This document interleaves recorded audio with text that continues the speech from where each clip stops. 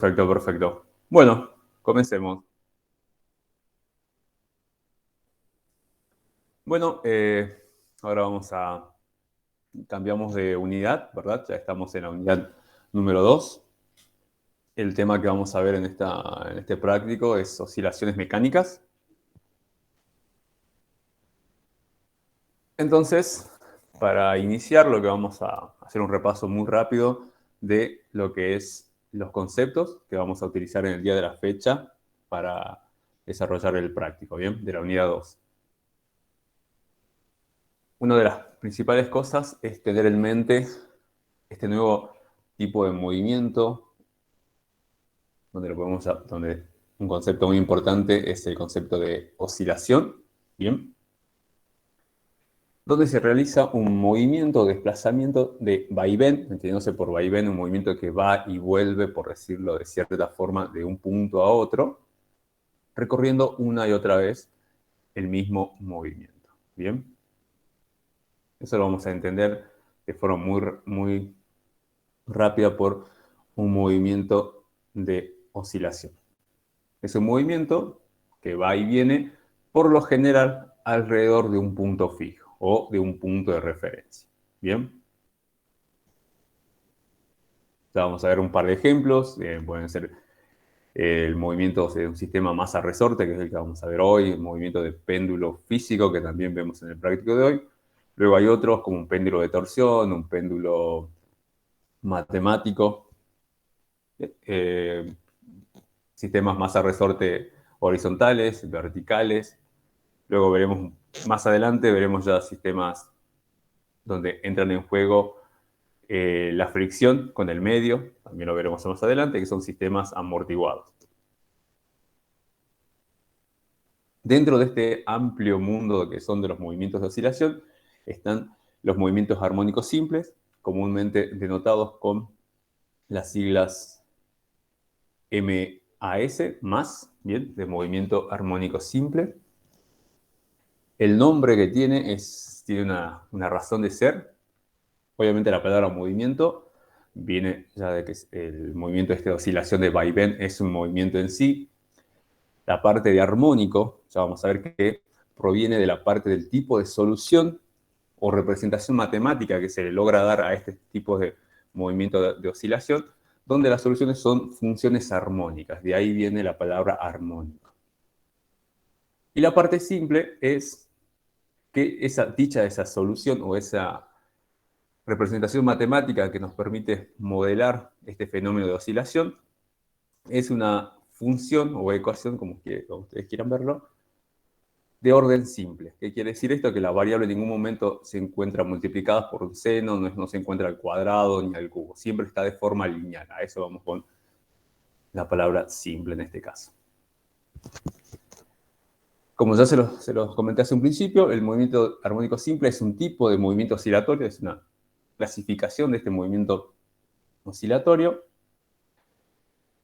donde la variable cinemática a estudiar, por lo general es posición y velocidad, las cuales pueden ser posición y velocidad de traslación, las que conocemos nosotros, y también puede ser el caso de posición y velocidad angular, que veremos en algunos tipos de movimientos armónicos simples, por ejemplo el del péndulo o el péndulo de torsión, donde ya no tiene sentido hablar de un desplazamiento de traslación. En cambio, se tiene que hablar de un movimiento o desplazamiento angular, en ese caso. Por ejemplo, este es un ejemplo de la solución que se le puede dar, o la ecuación que me permite representar un movimiento armónico simple. Fíjense la fórmula que tiene. Antes que nada, es una ecuación vectorial. Fíjense, esto es posición en función del tiempo. Y la forma que tiene es una amplitud A multiplicada por una función senoidal. En este caso, un seno. Tenemos un argumento, omega por t, más un determinado ángulo. Bien, todo esto en su forma vectorial. La parte de armónico se lo llama armónico a este tipo de funciones, funciones senos y cosenos. Justamente en el movimiento armónico simple, la ecuación que me permite representar esos movimientos tienen esta forma, este formato. Bien, una constante, que le podemos llamar amplitud, multiplicada por funciones senos o cosenos. De ahí el nombre armónico. ¿Y por qué simple? Bueno, en esta solución es fácilmente verlo. Este término no se encuentra ni al cuadrado ni a ninguna potencia, está en la primera potencia. Pero ya veremos un poco más adelante a qué se referencia ese término de simple. Uno de los principales sistemas de movimiento armónico simple que vamos a ver es el sistema masa-resorte, que se encuentra oscilando en el eje horizontal, ¿bien? Y en este caso sin rozamiento, que es el caso ideal. Luego veremos cómo se empieza a complejizar el estudio a medida que se agrega una oscilación vertical y luego rozamiento y un poco más adelante cuando es un tipo de movimiento forzado.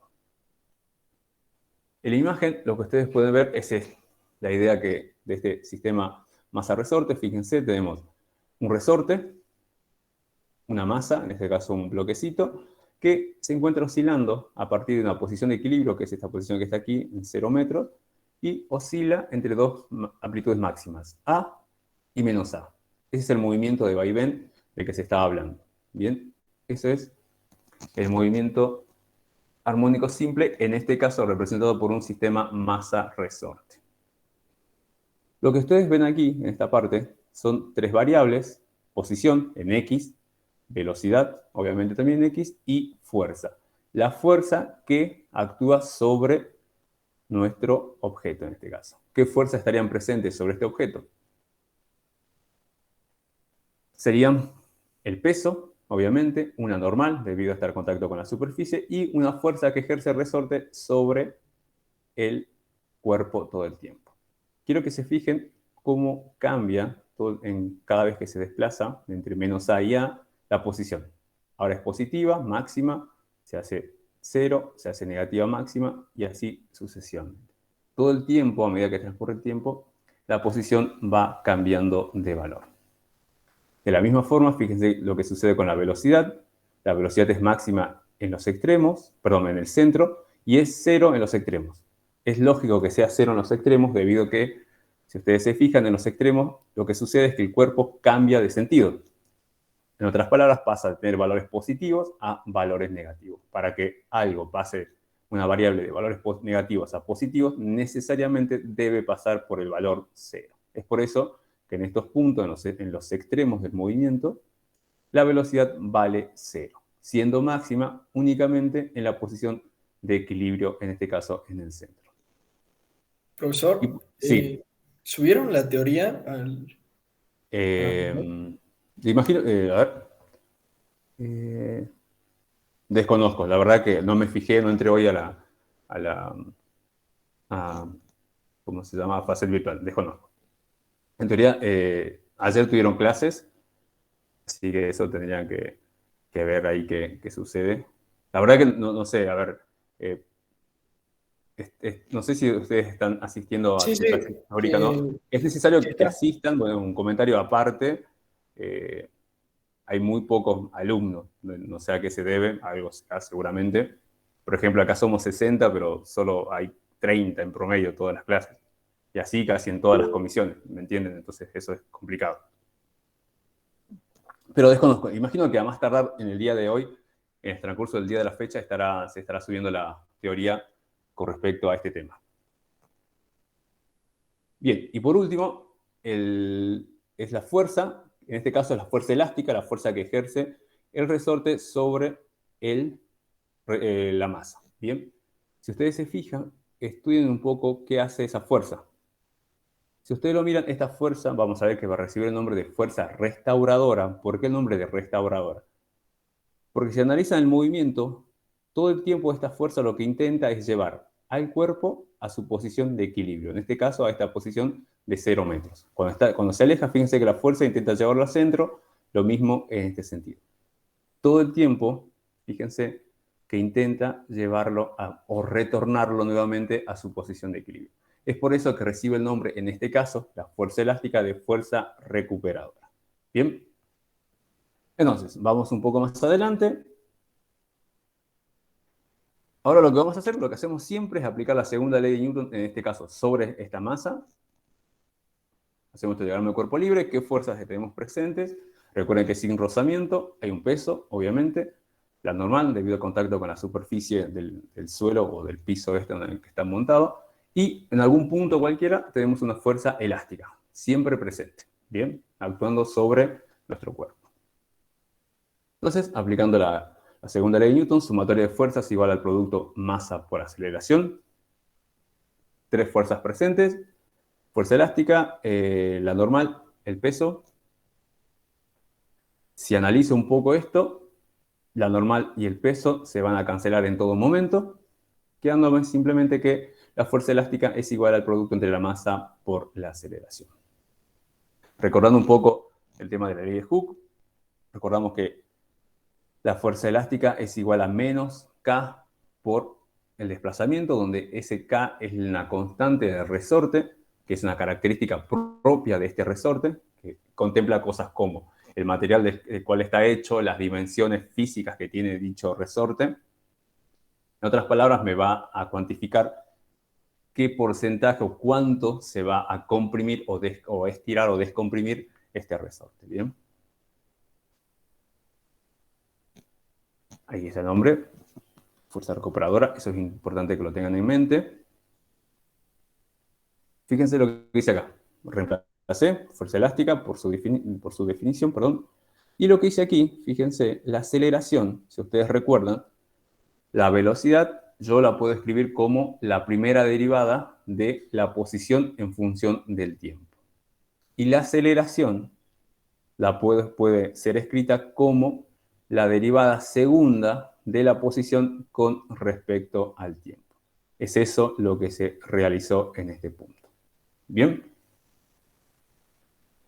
Trabajando simplemente con módulos y sentidos, recuerden, esto es siempre porque esta ecuación, todas las magnitudes vectoriales se encuentran orientadas sobre el mismo eje, en este caso en el eje horizontal, el eje coincidente con el eje X, versor Y.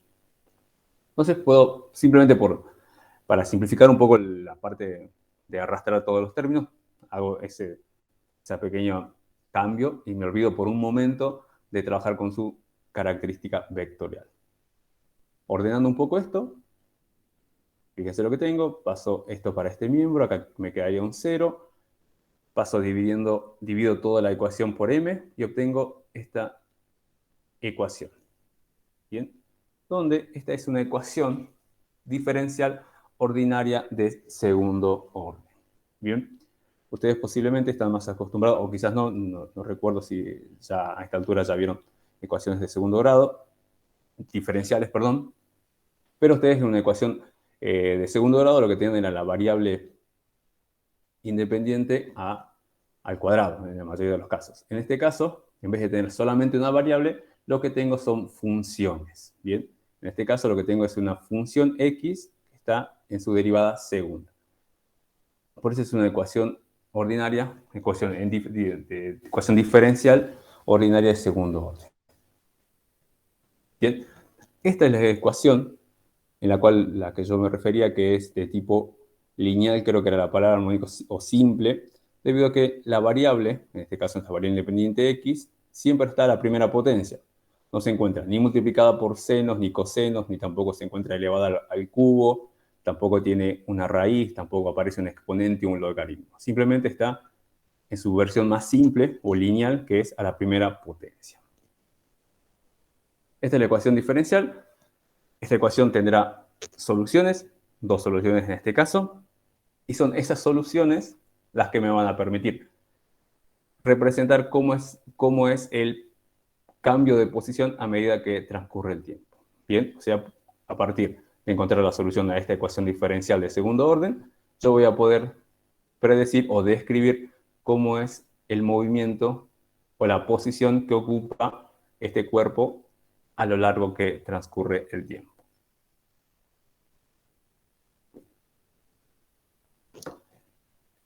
Calculo las soluciones de esta ecuación diferencial de segundo orden.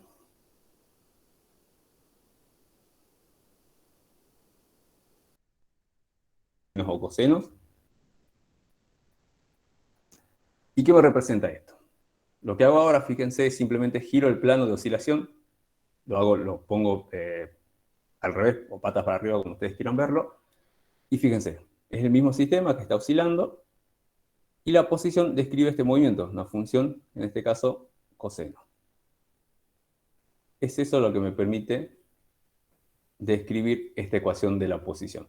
Me permite ver en un gráfico posición en función del tiempo cómo es la evolución de la posición que ocupa el cuerpo a medida que realiza ese movimiento de oscilación con respecto a un punto fijo. Bien, eso es lo que me permite obtener esta ecuación de la posición de este cuerpo. Esto es obviamente la posición. De la misma forma, si yo derivo esto, obtendré la velocidad, y si lo derivo por segunda vez, obtendré la aceleración. Y me permite representar exactamente lo mismo. Puedo ver cómo es la evolución temporal, ya sea posición, velocidad o aceleración, en función del tiempo.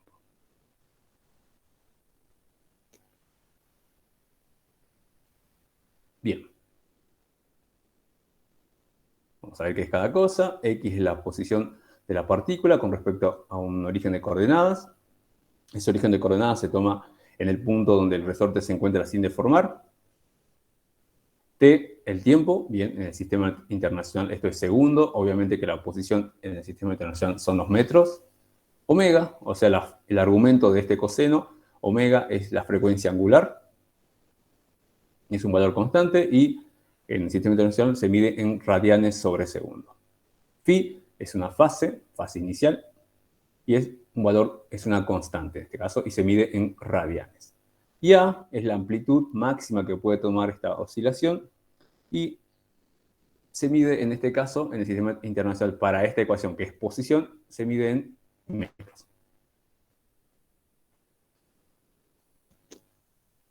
Aquí simplemente dando un poco más la explicación de qué es A, que se determina en función de la máxima elongación o el máximo estiramiento que puede tomar nuestro resorte, o sea, cuál es lo máximo que se puede alejar tanto positiva como negativamente a partir de la posición de equilibrio. Es un valor siempre positivo. Por otro lado, omega, frecuencia angular, depende pura y exclusivamente de las características del sistema. En este caso, el sistema masa-resorte, esa frecuencia angular depende de dos parámetros principales. Por un lado, la constante del resorte y la masa que conforma este sistema masa-resorte. Y esa frecuencia angular se puede determinar como la raíz cuadrada del cociente entre la constante de resorte dividido la masa. Bien, la masa es la masa del cuerpo. En este caso se hace la suposición de que este resorte es un resorte ideal, por lo tanto es de masa despreciable. Y finalmente tenemos la fase o ángulo de fase inicial, que en otras palabras, esto ya vamos a ver un poco más cuando empecemos a resolver ejercicios, que depende del punto o el instante de tiempo en el cual yo quiero iniciar a estudiar el movimiento. Porque este movimiento está siempre en esta posición y va a depender en qué instante de tiempo yo quiero comenzar a estudiar esto. Puede que coincida justamente cuando está en los extremos, puede que coincida justamente cuando está en el centro, o puedo tener la otra opción es que coincida en algún punto, cualquiera, arbitrario. Entonces, para que esa ecuación matemática me represente fielmente el movimiento que experimenta este sistema masa-resorte, debo determinar esa fase inicial que me va a representar de cierta forma el instante de tiempo en el cual se ha comenzado a estudiar el movimiento.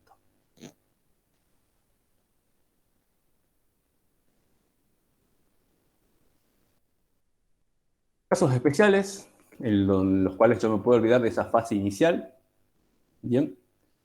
Por ejemplo, recuerden que, como les dije, ese caso inicial está muy relacionado al instante de tiempo en el cual yo voy a decir, aquí largo t igual a 0 y comienza el estudio de dicho movimiento. ¿Bien? Porque no es que, por ejemplo, este sistema masa-resorte no es que agarro yo, aprieto un botón y empieza su movimiento justamente en un determinado tiempo que yo quiera. Por lo general, esos movimientos ya están todo el tiempo andando y yo lo único que hago en algún momento agarro y me acoplo y empiezo a estudiar ese movimiento. Entonces, ese tiempo en el cual yo quiero decir, ese instante de tiempo en el cual voy a empezar a estudiar, me va a definir de cierta forma una fase inicial. Entonces, Si el t igual a 0, o sea que el instante de tiempo en el cual yo quiero comenzar a estudiar ese movimiento, el cuerpo pasa justo por el origen de coordenadas y se está moviendo hacia el sentido positivo. En otras palabras, fíjense, cuando la configuración es esto. Yo justo agarro el movimiento, esto estaba todo el tiempo oscilando entre menos A y A, pero por algún motivo justo engancho y digo, voy a empezar a estudiar en este punto, cuando el cuerpo está en la posición de equilibrio y se está moviendo en el sentido positivo de las X, o sea, hacia la derecha, puedo olvidarme de phi en este caso vale 0, y la función y la ecuación que me representa la posición de este cuerpo tiene esta forma. ¿Bien? Una función seno. ¿Por qué seno? Fíjense, para t igual a 0, que es en este momento donde arranca, la posición en x vale 0, porque estoy justamente aquí, recuerden que tengo mi 0 de coordenadas. Y la función seno de 0 justamente me da 0. Es por eso que para esta configuración corresponde esta ecuación.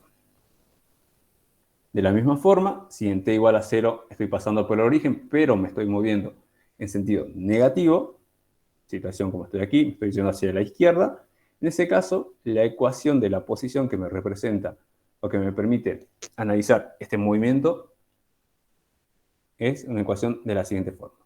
Nuevamente un seno, pero en este caso afectada por un valor, por el signo negativo. Y ahora ya vi dos casos en los cuales estoy en la parte central. Ahora, ¿qué sucede cuando justamente, por algún motivo, quiero comenzar el estudio cuando estoy en los extremos, ya sea en A o en menos A? En este caso, ¿qué pasa si comienzo a estudiar el fenómeno cuando estoy parado en A, o sea, en este punto? En ese caso, tengo la función de un coseno. ¿Por qué un coseno? Si estoy parado en A, para t igual a 0 tengo la amplitud máxima. Bien, porque recuerden que llego hasta este punto y me vuelvo hasta este lado. Y hago ese movimiento de vaivén. Pero nunca me voy más allá de A. Esto es A, que tengo acá abajo. Entonces, para t igual a 0 tengo que tener la amplitud máxima, que en este caso es A. Y me fijo acá, coseno de 0 vale 1. Entonces, para x, para t igual a 0, vale justamente su amplitud máxima, que en este caso es A. Y ahora, ¿qué sucede si estoy parado en el otro extremo? En el punto menos A. En ese caso, estoy parado en este punto. Y fíjense, para t igual a 0, la amplitud vale menos A. Y la que corresponde es esta ecuación de la posición. Bien. Estos son los casos generales, no generales, sino los más comunes que quizás puedan llegar a tener ustedes. Y son los más fáciles de resolver, o por lo menos que me ahorra el paso de tener que determinar esa fase inicial, cuando estoy ubicado en el centro, en la posición de equilibrio, o en alguno de los extremos. Pero ¿qué sucede cuando lamentablemente el problema, ya directamente el problema a resolver, directamente me dice que no estoy parado en ninguna de estas posiciones y estoy parado en alguna posición intermedia, por aquí o hacia la izquierda? En ese caso, debo sí o sí aplicar o algunas herramientas para poder determinar cuál es el valor de esa fase inicial. Bien, nosotros vamos a ver, ahora vamos a hacer un ejercicio de esos, y para obtener el valor de esa fase, lo que vamos a hacer es utilizar las ecuaciones de condiciones iniciales que tiene nuestro sistema. ¿Cuáles son esas condiciones iniciales? Básicamente son dos. Por un lado, la posición que ocupa el cuerpo para t igual a 0, y por otro lado, la velocidad que tenía el cuerpo para t igual a 0. Son esas dos condiciones de inicio, por eso son para t igual a 0 ambas, tanto posición como velocidad, y utilizaré esas dos ecuaciones para lograr determinar la fase inicial. Bien. De todas formas, si no queda claro hasta el momento, ya vamos a ver cuando se resuelva algún ejercicio, quedará un poco más claro esta idea.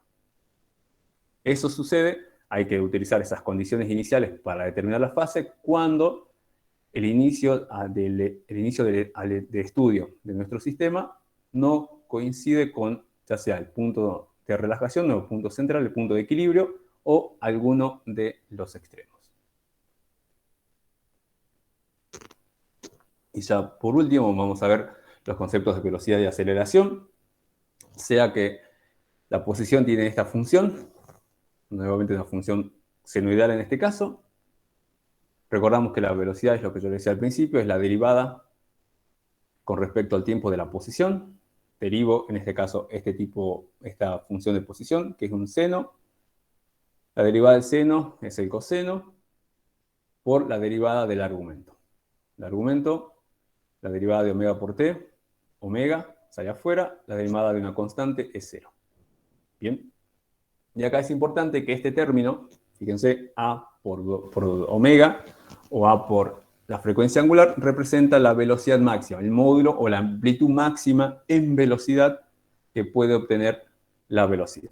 Bien, el producto entre la amplitud y la frecuencia angular me da la amplitud máxima en velocidad. Bien. De la misma forma, si quiero trabajar con la aceleración, recordando que la aceleración es la derivada segunda de la posición con respecto al tiempo dos veces, derivo y obtengo esta función, en donde el producto A por W al cuadrado es la amplitud máxima de aceleración.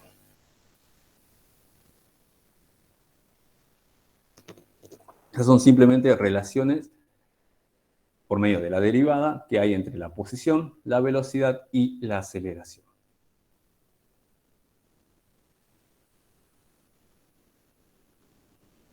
Bien, con eso, como les digo siempre, bueno, esto es simplemente un pequeño resumen. Ustedes ya con la parte teórica, luego con los apuntes y obviamente con algún que otro libro, pueden completar toda la base para que ustedes tengan una base mucho más firme en lo que es este tema, en este caso, oscilaciones mecánicas. Entonces, vamos a ver el problema a resolver. Es el problema 1 de la unidad 2, página 8 de la cartilla. Problema 1 de la unidad 2, página 8 de la cartilla, en este caso de física 2. ¿Y qué tenemos en este caso? Nos dice, una masa de 50 gramos unida a un resorte, ahí está la constante K, de 20 newtons sobre metro, oscila horizontalmente con un movimiento armónico simple. Según la expresión, fíjense que ya nos dan la solución de la ecuación, x de t igual a 0,10 seno de omega t, en unidades del sistema internacional. Cuando la masa alcanza la posición de x igual a 0,10 metros, recibe una impulsión de muy corta duración, un J neto, de 0,10 newton por segundo, dirección Y positiva, y nos dice suponer que en ningún momento se sobrepasa el límite de proporcionalidad del resorte. Obviamente, ¿qué quiere decir eso? Que el resorte en ningún momento es estirado tanto que queda con una deformación permanente o se rompe, y de la misma forma que no se comprime de tal forma que quede con una deformación permanente o se rompa el mismo resorte. Entonces, ¿qué tenemos? Tenemos nuestro sistema masa-resorte, que va a estar oscilando con un movimiento de vaivén en el eje horizontal. Tenemos nuestra posición de equilibrio, que es en la posición donde está en reposo nuestro resorte. Fijamos nuestro sistema coordenado, XY. Esto, fíjense, recuerden que para hacer una pequeña comparativa, este término que está aquí es la amplitud máxima que se puede mover este sistema, o sea que este sistema masa-resorte hace este movimiento de vaivén, que era entre menos A y A hacia la derecha y menos A hacia la izquierda. Y en este caso el valor de A, ya lo tenemos como dato, vale 0,10 metros. Entonces, este sistema masa-resorte oscila entre 0,10 metros y menos 0,10 metros. Y ese es el movimiento que estará haciendo todo el tiempo, con una determinada frecuencia angular. Estamos hasta ahí. Luego nos dice que en un momento, cuando la masa se encuentra en la posición x igual a 0,10, o sea, cuando está en esta ubicación, en esta posición, se le aplica un impulso neto de este valor, 0,10 newton segundo, en la dirección y positiva, o sea, en la dirección que se representa en este caso. ¿Qué podría hacer? Este sistema masa-resorte se estaba moviendo así, el sistema vaivén, en algún momento vengo yo y le doy con un martillo en este punto que le genero este impulso neto, y ¿qué va a pasar después?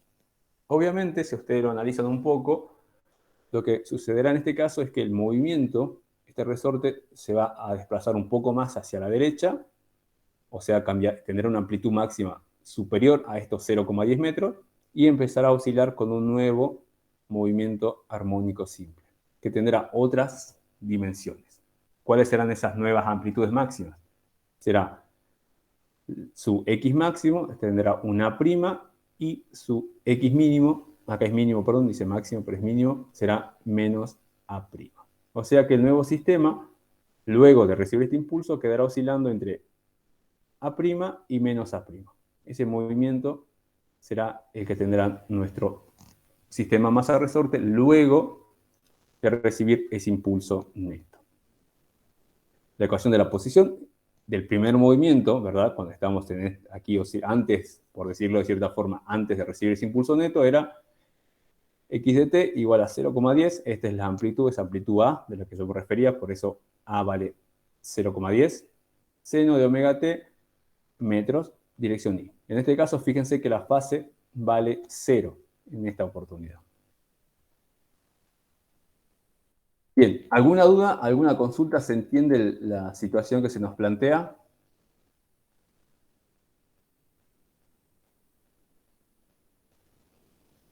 ¿Se entiende, profe? Sí se entiende, profe. Ok. Perfecto, perfecto. Bien, ¿no? Bien, perdón. Entonces, esa es la situación. Un sistema masa-resorte que está oscilando tranquilamente.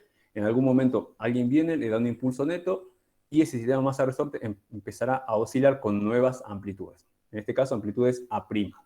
Bien, esa es la situación que se tiene. Ahora veamos qué es lo que se nos pregunta con respecto a este problema. En el inciso A nos pide determinar la velocidad v instantánea que adquiere la masa m al recibir la impulsión neta. O sea, luego de recibir ese impulso neto, les hago una pregunta. ¿Qué velocidad, antes de recibir el impulso neto, cuando está nuestro sistema masa-resorte oscilando entre los dos puntos, menos 10 y menos 10 negativo? Cuando estaba en 0,10, ¿qué velocidad tenían en ese instante? ¿Qué creen Cero. ustedes? Cero, Cero. justamente. Cero, porque recuerden que está en los extremos. Cuando está en los extremos, tiene velocidad cero. ¿Por qué era eso? Porque justamente en los extremos es donde cambia de sentido de movimiento, y para hacer ese cambio en sentido de movimiento sí o sí necesita tener un valor de velocidad igual a cero. En otras palabras, debe detenerse, girar y cambiar la dirección del movimiento. Entonces, de cierta forma, sabemos cuál es la velocidad antes del impulso. Lo que nos pide es cuál es la velocidad instantánea que tiene luego de recibir ese impulso neto.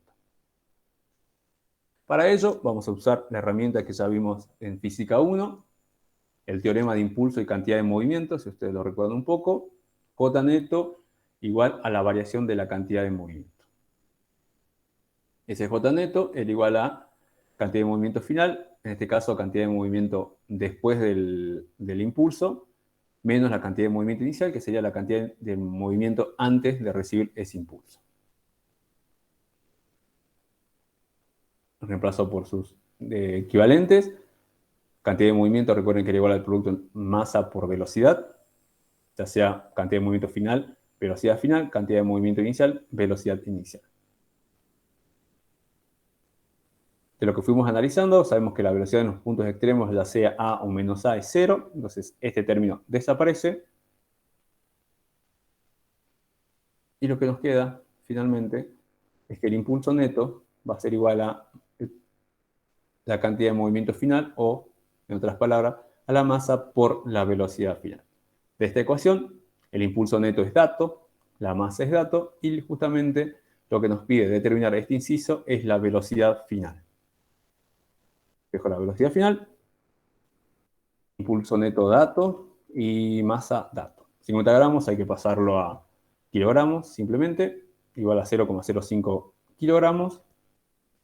Y finalmente la velocidad final es de 2 metros sobre segundo versor I. Esa es la velocidad instantánea que tiene nuestro objeto. Esta es la velocidad que va a tener el cuerpo inmediatamente después que se le da el impulso. pero mientras se encuentra aún el cuerpo en esta posición. Bien, es en este punto que, debido a ese impulso, la masa va a experimentar una variación en la cantidad de movimiento que le va a permitir pasar de una velocidad de 0 a una velocidad de 2 metros sobre segundo, dirección I.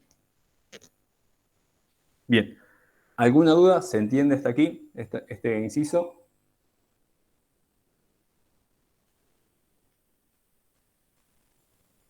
No, profe, ninguna duda. Ok. Entonces, sigamos un poco más.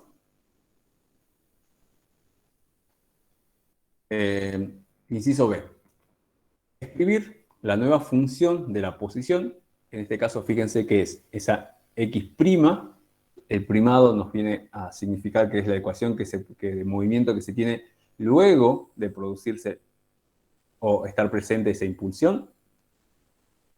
Entonces, lo que nos permite, la misma situación, sistema masa-resorte que estaba oscilando tranquilamente entre menos 0,1 y más 0,1, de repente aparece el impulso neto, y esto tendrá nuevas amplitudes. Bien, una x máxima, una x mínimo, A'. Lo que me pide este problema es determinar esa función, esa nueva función que me permite describir el movimiento. Como ya sabemos, la solución para nosotros en Física 1 van a ser soluciones armónicas, o sea que son funciones senos y cosenos. Bien, eso siempre lo vamos a tomar así en este caso. Entonces, ¿cuál sería esa ecuación que debemos encontrar? Es esta ecuación. La I' de t tiene que ser igual a una A', que es este valor que seguramente es mayor que 0,10, pero no sabemos cuánto. En este caso, tomo simplemente, debido a que es un punto intermedio, no coincide ni con el extremo, fíjense, ¿cuál va a ser ahora el t igual a 0 en el cual yo voy a comenzar a analizar este movimiento? Mi t igual a 0 será justamente luego de que se produce el impulso neto S. Termina ese impulso neto, o sea que el cuerpo adquiere esa velocidad de 2 metros sobre segundo, dirigido hacia la derecha. Ahí es mi t igual a 0 y comienza el estudio del nuevo fenómeno, que es cuando este sistema masa-resorte oscilará entre A' y menos A'. Ahí comienza. Y si ustedes se fijan, si comienza en esta posición que está aquí, el phi inicial, a la fase inicial, no corresponde a una fase 0 porque no se encuentra ni en el origen ni tampoco en ninguno de los extremos. Se encuentra en un punto intermedio. Por ende, en este caso, es necesario determinar este valor y para ello utilizaremos las condiciones de contorno iniciales, que ya veremos un poco más adelante cómo es ese tema. Pero lo que tenemos que determinar entonces es la amplitud nueva, A', una frecuencia angular nueva, omega', y la fase inicial nueva, fase prima.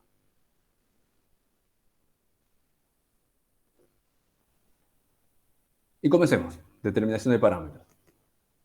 Lo primero que comenzamos es con la frecuencia angular. Les hago aquí una consulta. La frecuencia angular del nuevo movimiento, que es el que oscila entre A y menos A', ¿es igual, mayor o menor que la frecuencia angular que se tenía cuando el cuerpo oscilaba entre menos 0,10 y 0,10? ¿Qué opinan ustedes? ¿Es igual? Correcto. Igual. Es igual. ¿Por qué? Porque la frecuencia angular depende del sistema, pero nada más que del sistema. ¿Y de qué depende? Para ser más específico, de la constante del resorte y de la masa del objeto. Tanto en el movimiento original, que era entre menos 0,1 y 1, y en el nuevo movimiento, que es entre A y menos A, el resorte y la masa nunca fueron modificados. Siguen siendo el mismo resorte y sigue siendo la misma masa. Por ende, la constante K y la masa siguen siendo los mismos. Lo que quiere decir que las frecuencias angulares, tanto antes de recibir el impulso neto como después de recibir el impulso neto, es exactamente la misma. Y en este caso da un valor de 20 radianes sobre segundo. Esa es la frecuencia angular con la cual se están moviendo este sistema masa-resorte entre los puntos. Menos A' y A', que era la misma frecuencia angular que se tenía cuando estaba entre menos 0,1 y 0,1. Bien, entonces hasta ahí ya tenemos, encontramos la respuesta del inciso A y ahora del inciso B. Seguimos un poco más hacia adelante. Tenemos la ecuación del movimiento. Recuerden que ya que encontramos el valor de omega', que era justamente el mismo que se tenía en el caso anterior. Nos falta todavía determinar el valor de A' y por otro lado el valor de la fase inicial. Esos dos valores aún quedan por determinar. Lo que vamos a hacer ahora es utilizar, o intentar determinar, perdón, la amplitud A', y para ello lo que vamos a usar es el teorema trabajo y energía. Y lo vamos a aplicar en este caso, obviamente, sobre el bloque. Recuerden que ese teorema de trabajo y energía nos decía que el trabajo neto era igual a la variación de la energía cinética. Donde ese trabajo neto, recuerden que era la suma de todos los trabajos que realizaban cada una de las fuerzas que estaban presentes sobre el objeto en cuestión. En este caso, nuestro bloquecito. ¿Y qué fuerzas tenemos? La fuerza elástica, una normal debido a estar en contacto con la superficie del suelo, la fuerza elástica debido al resorte y el peso. Son esas tres fuerzas que están presentes. Y a su vez, como en este caso es un trabajo, tenemos el desplazamiento. Bien, para ver cuál de ellas realiza trabajo, precisamente. Si ustedes analizan esto y recuerdan un poco la definición de cómo se calculaba el trabajo, recuerden que el trabajo era igual a el producto escalar entre el módulo de la fuerza multiplicado por el módulo del desplazamiento y multiplicado por el coseno del ángulo que forman dichos vectores. En este caso, fuerza y desplazamiento. Si analizamos eso, vemos que tanto la normal como el peso forman un ángulo de 90 grados con el desplazamiento. Al ser perpendiculares estos dos vectores, obviamente el coseno de 90 será 0, con lo cual el trabajo que realicen, por un lado, la normal y el peso será 0 respectivamente, cada uno de ellos. Bien, esto será 0, entonces lo puedo obviar de la misma forma que el trabajo que realiza el peso, quedándome únicamente el trabajo que realiza la fuerza elástica.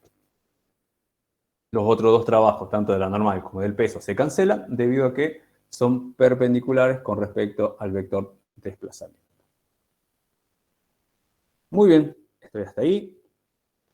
Si recuerdo un poco, había algo que se llamaba fuerzas conservativas, que si recuerdan había dos casos principales, o dos, por lo menos para nosotros en Física 1, dos fuerzas que se consideran conservativas. Una de ellas era el peso, o la fuerza que experimenta la Tierra, que genera la Tierra, perdón, sobre todos los cuerpos en superficies.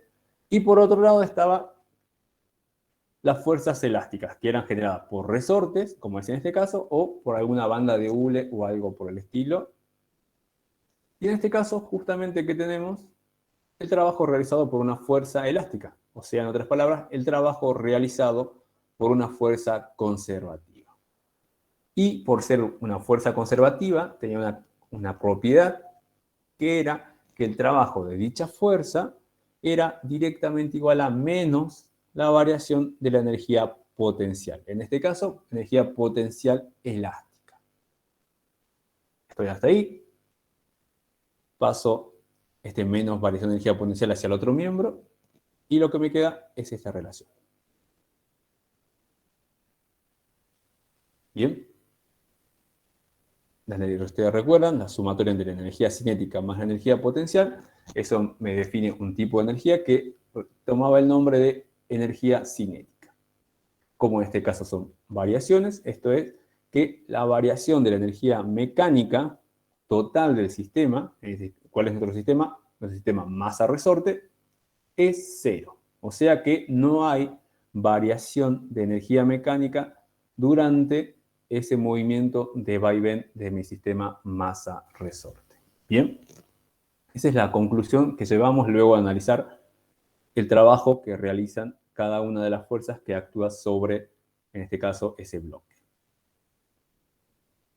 En consecuencia, si no existe variación de energía mecánica, esto me quiere decir que en cualquier punto que yo tome de esta trayectoria, pero en cualquiera dos puntos que tome de esta trayectoria, la energía, por ejemplo, en este punto, la energía mecánica en este punto va a ser igual a la energía mecánica que tengo en este punto. ¿Bien? ¿Qué quiere decir eso? Que la energía mecánica inicial va a ser igual a la energía mecánica final. Eso es lo que viene a representar el hecho que la energía mecánica permanezca constante a lo largo de cualquier punto en este trayecto.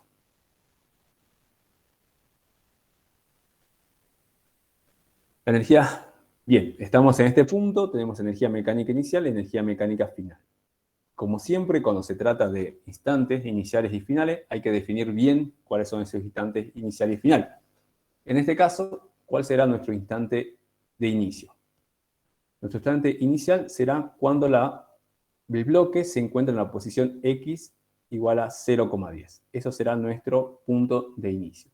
¿Y cuál será el otro punto a analizar? Nuestro punto final. En este caso será cuando el bloque se encuentre en el punto A'. ¿Bien? Entonces, nuestro inicio es en X igual a 0,10 y nuestro final en X igual a A'. Bien, esos son los instantes inicial y nuestro punto final. Lo único que hago ahora, fíjense, aquí tengo energía mecánica inicial, la descompongo en energía cinética inicial más energía potencial elástica inicial, igual a energía cinética final, que corresponde, recuerda, cuando el cuerpo se encuentra en la posición A', más energía potencial elástica final. Eso es todo lo que realizo. Ahí está la velocidad inicial, ¿bien? Que fue justamente, si ustedes recuerdan, eran esos valores de 2 metros sobre segundo que determinamos en el primer inciso, si la memoria no me falla. Entonces, lo único que hago acá, reemplazo. Energía cinética inicial es 1/2 de la masa por la rapidez al cuadrado. Rapidez inicial en este caso. Energía potencial elástica era 1/2 de la constante de resorte por la posición inicial al cuadrado en este caso. Igual a 1/2 de la masa por la velocidad final o la rapidez final al cuadrado, más 1/2 de K por la posición final al cuadrado. ¿Cuál era la posición final? Era justamente cuando X era igual a A'. De estos puntos, hay un término aquí que se va a simplificar, que si ustedes lo analizan, como mi punto final es cuando el bloque se encuentra en el extremo, recuerden que en los extremos la velocidad es 0, por ende, la velocidad final en este caso es 0. Este término va a desaparecer, quedando finalmente simplemente esta relación. Si yo analizo un poco esta situación, ¿qué tengo? 1/2 de la masa es dato, la velocidad inicial, que es la velocidad cuando está en 0,10, es dato, es un valor que encontramos, que eran 2 metros sobre segundo. Entonces este primer término, este primer sumando, dato. El segundo sumando, 1/2 de la constante es dato. La posición inicial es la posición de 0,10, es dato, o sea, esto es totalmente todo conocido. 1/2 de la constante, K, es dato. Y acá aparece justamente, fíjense, el extremo o la amplitud A' al cuadrado, que es justamente la incógnita que estamos intentando determinar. Entonces, lo único que hago ahora es despejar ese A'. Despejo, reemplazo, están los valores, a la 2,2, perdón, la velocidad.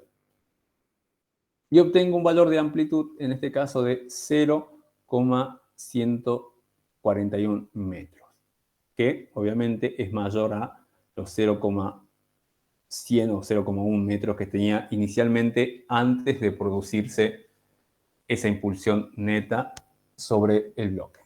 Como consecuencia de esa impulsión neta, la amplitud pasó a tener ahora un valor de 0,141 metros. En otras palabras, ganó 41 centímetros, si no me equivoco. No, a ver. No, 4 centímetros, perdón. ¿De dónde sale A? ¿Es 0,10? ¿Eso? Ah, claro, es el otro A, el A que teníamos aquí, correcto, 0,10. Acá, bueno, acá lo cambiamos si quieren, para que esto quede claro. Le saco aquí y le pongo X0, para que se entienda mejor. Y esto es X0, uy, no,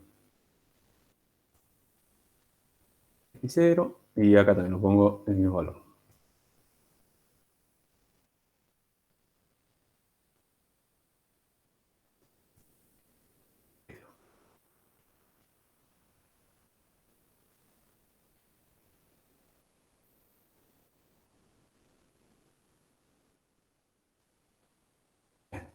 Bien, ¿alguna duda, alguna consulta que quieran realizar sobre esto? ¿Se entiende un poco? Ustedes me dicen.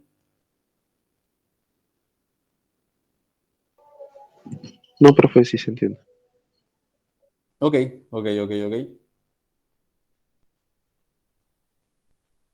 Bien, entonces sigamos un poco más hacia adelante, veamos qué sigue. Bien, tenemos ahí. Bien, entonces, ¿qué tenemos? Perdón, pasemos en limpio. Aquí, perdón, saco el puntero. Tenemos, ya encontramos la frecuencia del nuevo movimiento, encontramos la amplitud, nos falta la fase. Es lo que nos queda ahora por determinar. Entonces ahora vamos a determinar esa fase inicial. ¿Y cómo lo vamos a hacer?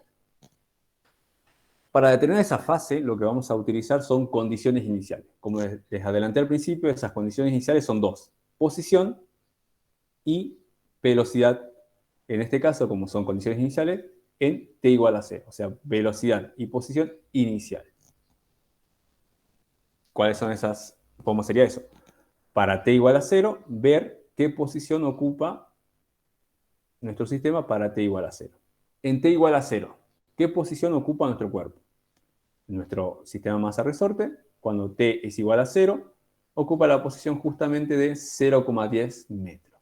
Bien, porque ahí recuerden que es a dónde va a iniciar el estudio del nuevo movimiento, que es el que se produce luego de estar presente ese impulso neto. Es aquí donde comienza el estudio del movimiento. Entonces, la posición inicial para t igual a 0 es 0,10, que es justamente lo que se encuentra en esta parte. Y la segunda condición tiene que ver con la velocidad. Tengo que ver el sentido de movimiento. Según este estudio, y lo que determinamos con la velocidad, para t igual a 0, el cuerpo se estaba moviendo justamente hacia la derecha. Bien. Aquí no sé por qué dice 0, esto se lo vamos a sacar.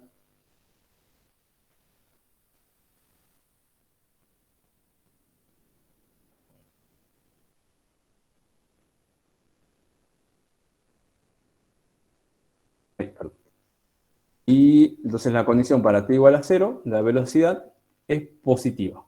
No sabemos el valor hasta el momento, pero sí sabemos que es positiva. ¿Por qué? Porque el cuerpo se está moviendo hacia la derecha. Y eso es en sentido positivo según nuestro sistema coordenado en este caso. ¿Y de dónde sacamos que esa velocidad era positiva? Fue cuando determinamos, recuerden ustedes, la velocidad que tenía luego de producirse la impulsión. Esa velocidad resultó ser 2,2 metros sobre segundo versor I.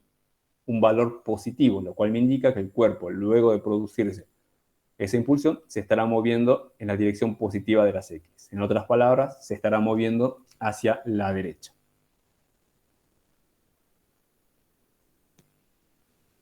Bien, entonces esas son las dos condiciones iniciales con las cuales yo voy a utilizar para poder determinar la fase inicial. Bien, velocidad y posición para t igual a 0. Para el instante de inicio en el cual yo comienzo a estudiar el movimiento. Entonces, ¿qué hago primero? Utilizo la primera ecuación, o sea, la posición inicial para t igual a 0, la posición es 0,10 metros. Para t igual a 0, esto debe ser igual a reemplazo. La parte izquierda de la ecuación debe ser igual a 0,10 metros versor i.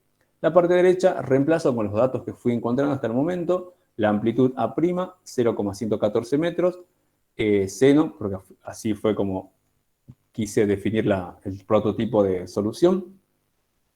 La fase la frecuencia angular, 20 radianes sobre segundo. Y la fase inicial, que es la que debo determinar.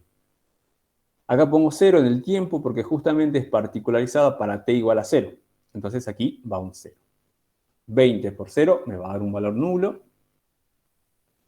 Entonces lo único que voy a obtener es 0,10 metros versor i igual a 0,141 metros por el seno de esta fase inicial prima versor i. Fíjense que en ambos lados de la ecuación tengo el versor i, puedo obviar esa notación vectorial por el momento. Y lo único que me resta hacer, fíjense aquí, es despejar ese valor de phi'. Despejo el arcoseno. Y algo importante aquí a tener en cuenta. Cuando yo introduzco esto en la calculadora, bien, como ustedes saben, o quizá no, pero si no lo recuerdo, las funciones trigonométricas tienen dos soluciones posibles, bien, y la calculadora solamente te brinda una de esas soluciones. Bien, cuando ustedes introduzcan arcoseno de 0,10 dividido 0,141, eso le dará como resultado un posible ángulo. Pero las funciones trigonométricas tienen dos soluciones posibles. Bien, eso es algo que deben tener en cuenta. Y algo un poco más importante, a partir de ahora, que no lo mencioné anteriormente, las fases, que son ángulos en otras palabras, deben estar todo el tiempo en radianes. Bien, mucho cuidado ahí, que debemos trabajar con radianes. Bien, esa es la segunda nota. Deben ser trabajados y expresados en radianes, no en grados. Bien, yo no puedo expresar una fase, la fase inicial es 45 grados, no. O la fase inicial es 90 grados, no puedo expresar así, debo expresar. La fase inicial es pi sobre 2, si era 90, o la fase es pi sobre 4, si era 45 grados. Bien, deben ser trabajados y expresados en radianes, en este caso las fases todo el tiempo. Eso es primero, porque así debe representarse, y segundo, acostúmbrense a trabajarlo así para no cometer errores de hacer el pasaje de radianes a grados una y otra vez.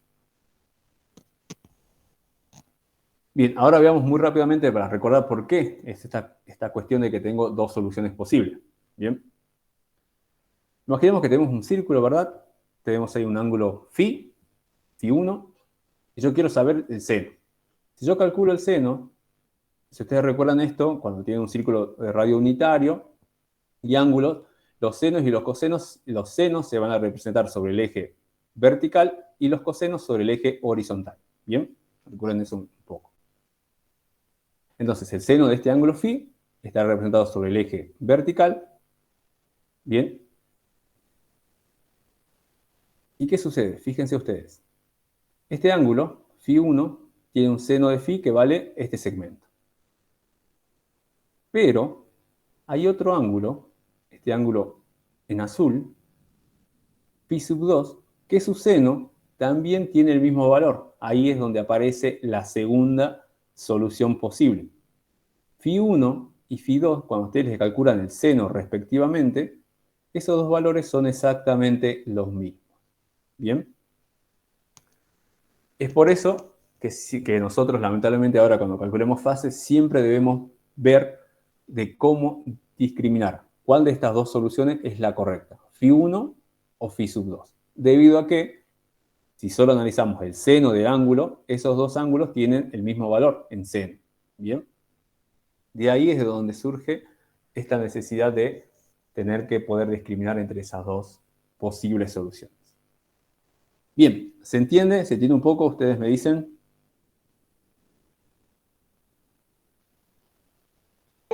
Sí se entiende, profe. Ok.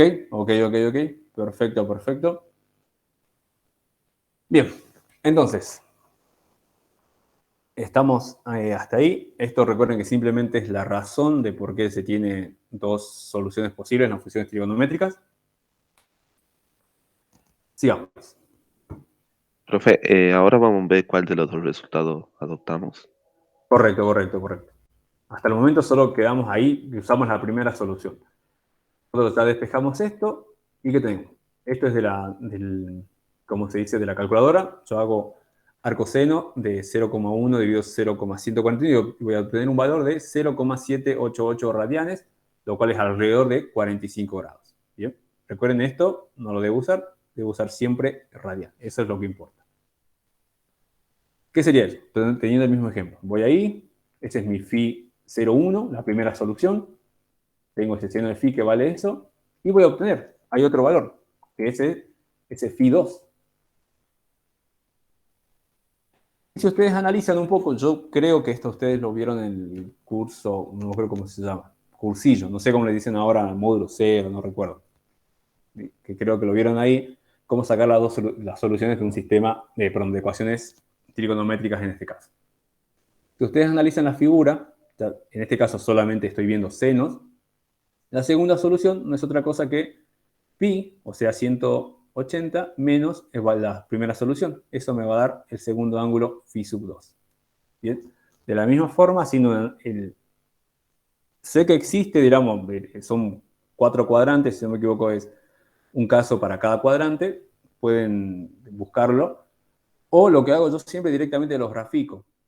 Veo el ángulo, recuerden que la calculadora siempre te da en el primer cuadrante la respuesta. Veo el ángulo que tengo, represento, hago mi círculo hacia manos, obviamente, me fijo el seno y veo cuál es el otro ángulo, tranquilamente, haciendo un gráfico. Es como lo hago yo. O la otra es como le digo, buscan cuál es la ecuación para cada uno de los cuadrantes, que ya está, obviamente, tabulado, porque este es archiconocido, y así pueden saber cuál es la segunda solución en función de cada caso. ¿Bien? Yo lo hago, como le digo, de forma gráfica. Me resulta un poco más sencillo. Entonces, la segunda solución es pi menos la primera solución. Acá no sé, este 45 está mal, no es 45. Ahí.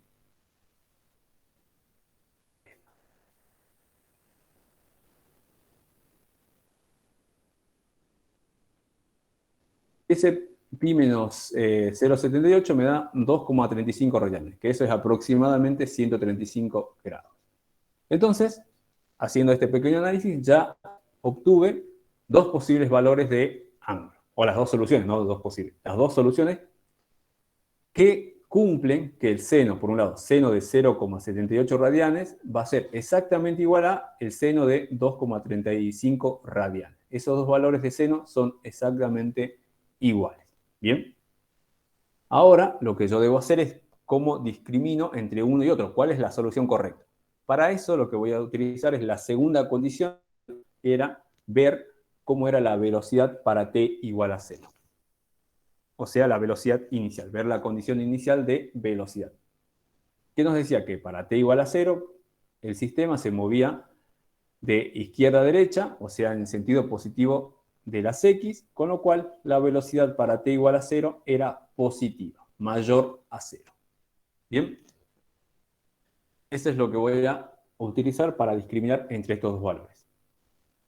¿Qué hago? La ecuación de la velocidad, recuerden que era la derivada de la posición, la ecuación de la posición, que ya la venimos trabajando hace rato, derivo y obtengo que la velocidad tiene esta forma. ¿Bien? Ahora, aplicando esa segunda condición inicial de que la velocidad debe ser positiva cuando t es igual a 0, para t igual a 0, si hago t igual a 0, obviamente este producto omega por t desaparece y me queda simplemente esta primera expresión. ¿Bien? Yo sé que todo este producto o esta parte debe ser, ¿qué cosa? Positivo, mayor que 0, porque así lo establece mi condición inicial de velocidad. Entonces, como esto es una igualdad, si esto es positivo, lo que está a la izquierda es positivo, lo que está a la derecha necesariamente y obligatoriamente también debe ser positivo. Entonces, ¿qué hago? Me fijo aquí. Bueno, acá tengo ahora, esto es A', A' era un valor positivo siempre, omega' es un valor positivo siempre. Hay un menos aquí, presente bien, y hay un coseno de phi, de esa phi que estoy tratando de determinar. Lo único acá que puede cambiar entre positivo y negativo es el coseno de ese ángulo. Entonces, calculo. Coseno de la primera solución, de 0,78, me da 0,7. Bien. Ahora para la segunda me da, me da menos 0,98. Bien. Me da uno positivo y uno negativo. Entonces, lo que yo hago ahora, aquí, perdón, es acá. Aquí está, acá al revés, a ver, sí. Entonces, perdón, Profe, sí. en la ecuación de la velocidad hay un menos a cuando creo que debería ser a positivo. Sí, ¿verdad? Sí, eso estaba bien acá. Este no va. Lo que es la derivada del seno. La derivada del coseno es la negativa. Ahí está. Ahora sí.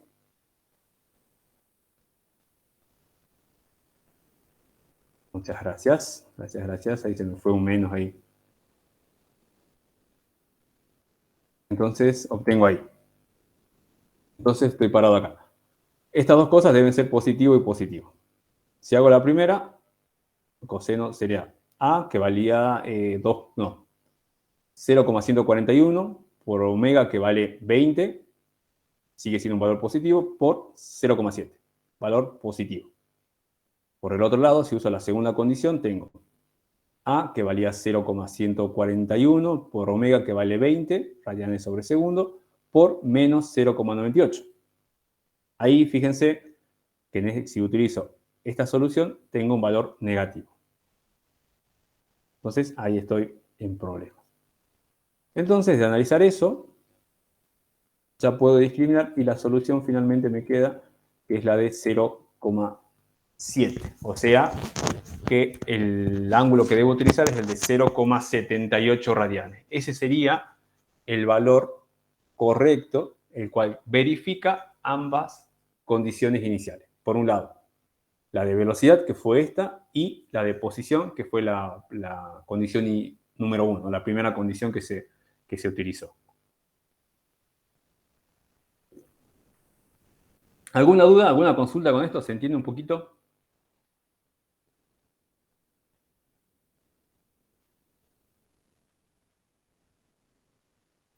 No, profe. ¿Estamos bien? Sí se entiende, pero deberíamos estudiar eso de los cuadrantes, ¿verdad? Sí, eso sí. Esta parte sí les recomiendo que echen un vistazo como digo, yo recuerdo haberlo visto ahí, no recuerdo si sigue siendo así, pero si no lo buscan en internet fácilmente, busquen la segunda solución de ecuaciones de las funciones trigonométricas y van a ver que van a explicar esta partecita. Pero es esto, es como les digo, pueden hacerlo o buscar la ecuación o hacer el gráfico, cualquiera de las dos formas. Pero es exacto, con cualquiera de los dos métodos van a llegar a la misma solución.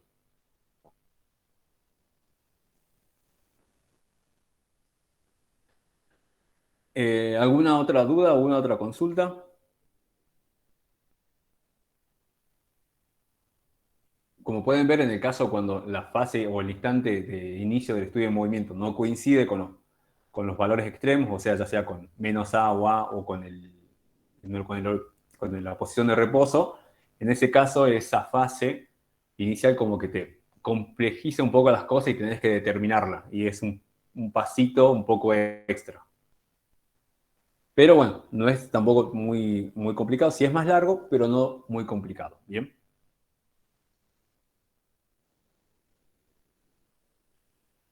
Entonces, finalmente, pasando en limpio, ya tenemos la masa ahí, la fase, el omega y la amplitud. Reemplazo y ahí tengo la nueva función o la ecuación del movimiento que me representa ese movimiento oscilatorio luego de producirse el movimiento ese de vaivén. ¿Dónde lo ¿Bien? guardo? Acá arriba. Bien. ¿Alguna duda, alguna consulta con esto? Profe, ¿puedo volver a la diapositiva?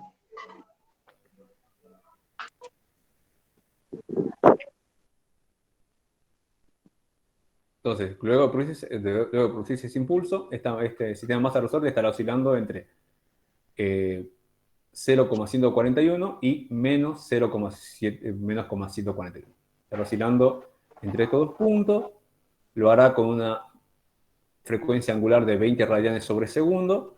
Y en función de cómo utilizamos o en qué punto se puso el t igual a 0, obtuvimos que esa fase inicial debe ser de 0,78 radianes. ¿Alguna duda? ¿Alguna consulta? ¿Por qué X está como No, profe. vector? Porque es un vector posición. Ah, claro. ¿Alguna otra duda? ¿Alguna otra consulta? Bien, entonces seguimos un poquito más. Y pasamos al problema 2, que versa sobre lo que vimos en el problema 1. Dice, teniendo como base el problema 1, que fue lo que acabamos de ver, nos dice, determinar el valor de la energía mecánica del oscilador respecto a la superficie de apoyo después de haber recibido la impulsión. Ese es el primer inciso. Que determinemos el valor de la energía mecánica del sistema masa resorte luego de producirse la impulsión. O sea, la última ecuación que tuvimos, ese es el movimiento que queremos estudiar. Ese es el inciso A. En B nos pregunta cuánta energía cinética y cuánta energía potencial elástica tiene el sistema al pasar por el punto X igual a 10 centímetros. Haga un gráfico cualitativo de la energía potencial elástica en función de la posición. Y en C nos dice, ¿cambiaría la energía mecánica del oscilador si se lo hiciera oscilar con una amplitud igual al doble de la anterior? Bien, son unas preguntas, ya vamos a ir respondiendo una a una a medida que vayamos encarando cada uno. Entonces, como base tenemos este movimiento, ya nos olvidamos del punto A y el menos A, directamente trabajamos con A' positivo y A' negativo, acá tenemos la ecuación que describe el movimiento, y este es el sistema masa resorte que se tiene. Sistema que está oscilando entre A' y menos A'. Bien, entonces vamos por el primer inciso, que es determinar la energía mecánica del oscilador. Luego de la impulsión. Estamos ahí. Recordando el problema anterior, llegamos a que la variación de la energía mecánica, en este caso, era igual a 0. O sea que la energía mecánica permanecía constante a lo largo de cualquier punto de la trayectoria de oscilación de nuestro sistema masa-resorte. Esto lo que nos explica era energía mecánica constante. Donde la energía mecánica, recordemos que era igual a la suma de la energía cinética más la energía potencial elástica.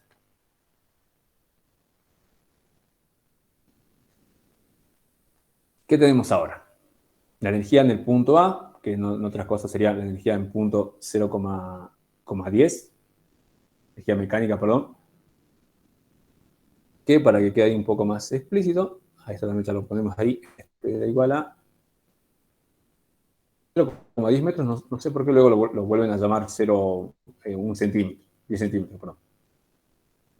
Ahí para que quede mucho más claro.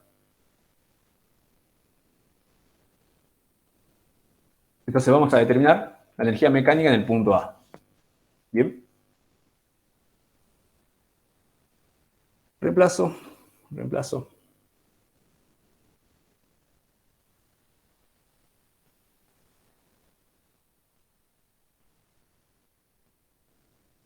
Y obtengo un valor de energía mecánica.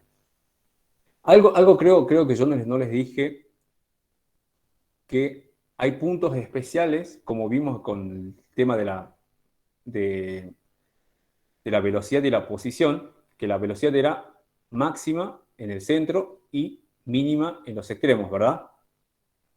Y si se fijan, es el contrario con la posición. La posición es máxima en los extremos y mínima en el centro. ¿Estamos de acuerdo ahí? ¿Se entiende esa parte? Sí, profe. Sí, profe.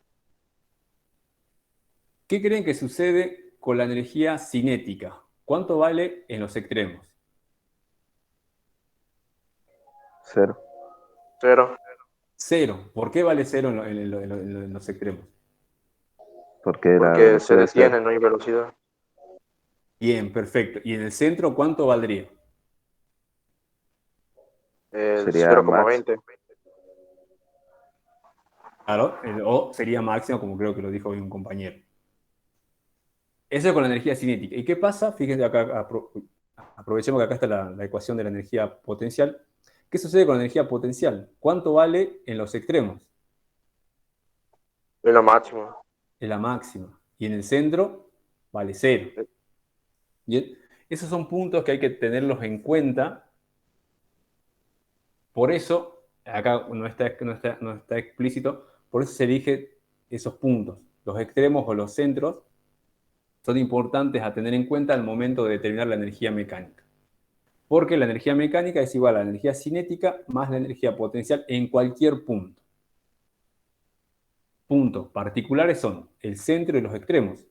Porque en este punto no hay energía cinética y todo es energía potencial. En otras palabras, como la energía cinética en este punto es 0, la energía potencial que yo determine directamente va a ser la energía mecánica total en ese caso.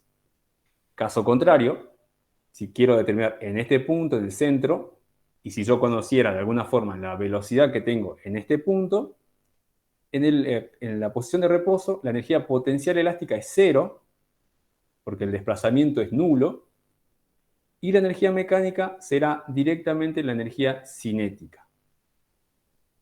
Para pasarlo en limpio, en los extremos tengo energía potencial máxima y energía cinética nula, y en el centro tengo energía cinética máxima y energía potencial nula. Y en en el medio de estas bandas, tengo un equilibrio entre energía cinética y energía potencial. Hacen un juego, cuando aumenta una disminuye la otra, y cuando hacen el proceso inverso aumenta una y disminuye la otra.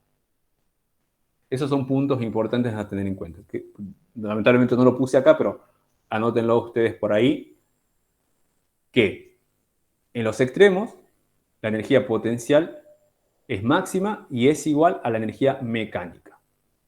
Y la energía cinética en esos puntos es 0.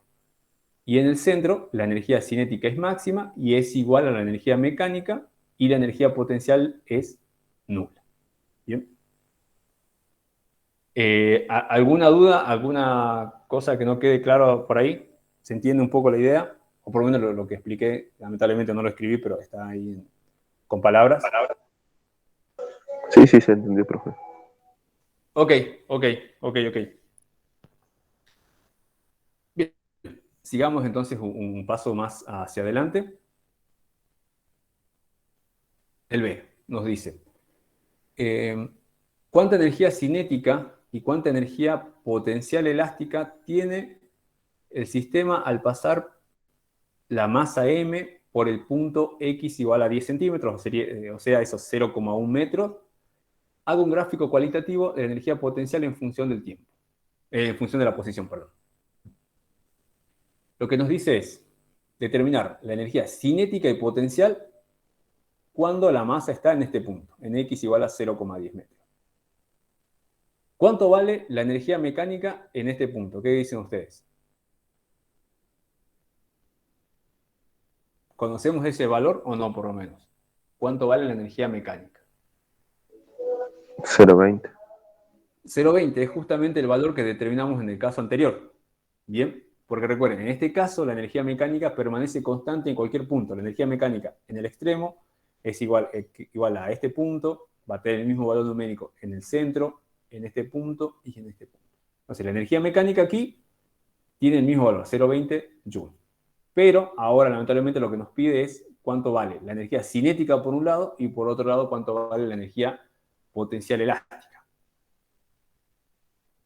Entonces, la energía mecánica, la sumatoria de las dos, energía mecánica en el punto 10, por un lado energía cinética, fijémonos, masa, velocidad, lo es dato, reemplazo, y obtengo un valor de 0,10 Joule en este caso. ¿Bien?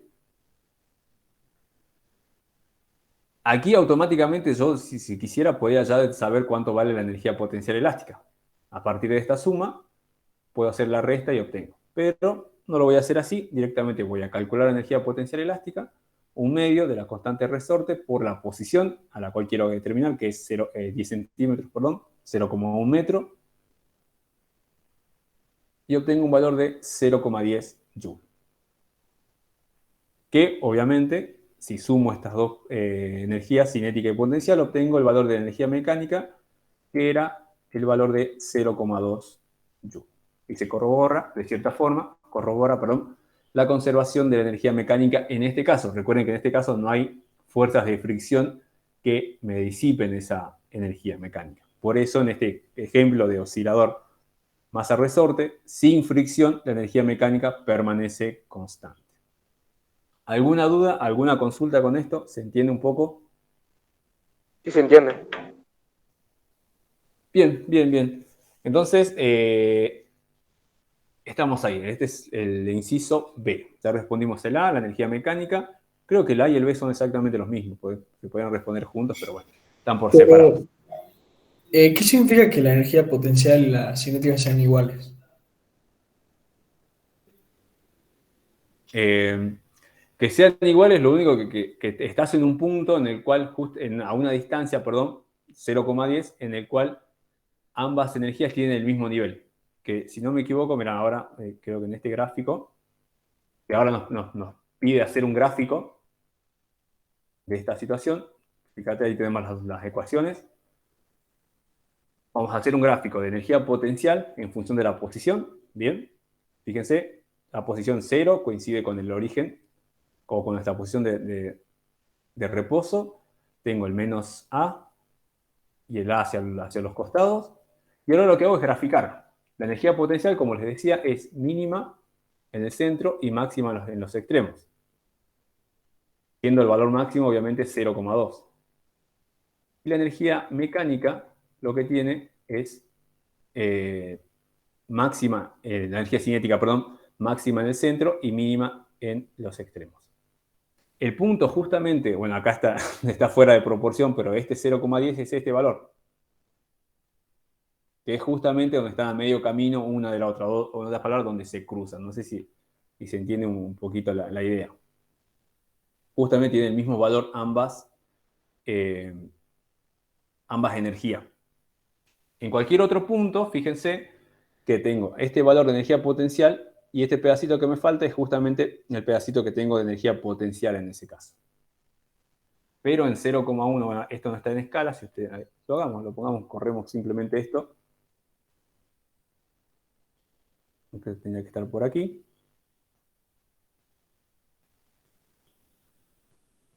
Te lo voy a bajar un poco para que no se solape. Ahí está. De la misma forma, este punto debería estar aquí. Ahí está. O sea, no significa que el cuerpo está en A sobre 2. No, justamente lo que vamos a hacer a continuación es lo que cambia es. No hay una relación precisamente sobre eso. Y creo que no hay relación. Vos fíjate, esto es 0,10 y A' era 0,141. No es ni el doble ni el triple, no hay una relación. Es un valor simplemente. No tiene que ver con las amplitudes. No hay una relación. Y más porque uno es al cuadrado y el otro no. Fíjate. Las amplitudes están con relación al cuadrado, o sea que hay que. Pero no es una relación tan sencilla como es. Bien, ¿alguna duda, alguna consulta, algo que no quede del gráfico este? ¿Se entiende el gráfico? Lo que representa. Y obviamente la línea esta horizontal sería nuestra energía mecánica total, donde en cada punto es la sumatoria de ambas. Me paro aquí, sumo la potencial más la cinética y obtengo la energía mecánica.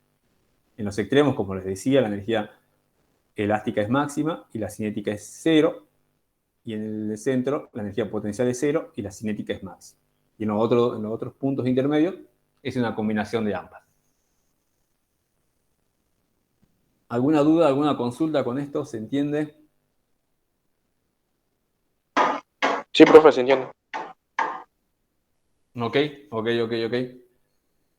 Entonces, creo que nos queda un inciso más, si no me equivoco. Sí, ahí está. Dice, cambiaría la energía mecánica del oscilador si se lo hiciera oscilar con una amplitud igual al doble de la anterior. Nos pregunta, ¿se duplicará, perdón, la energía mecánica? Justificar sus respuestas.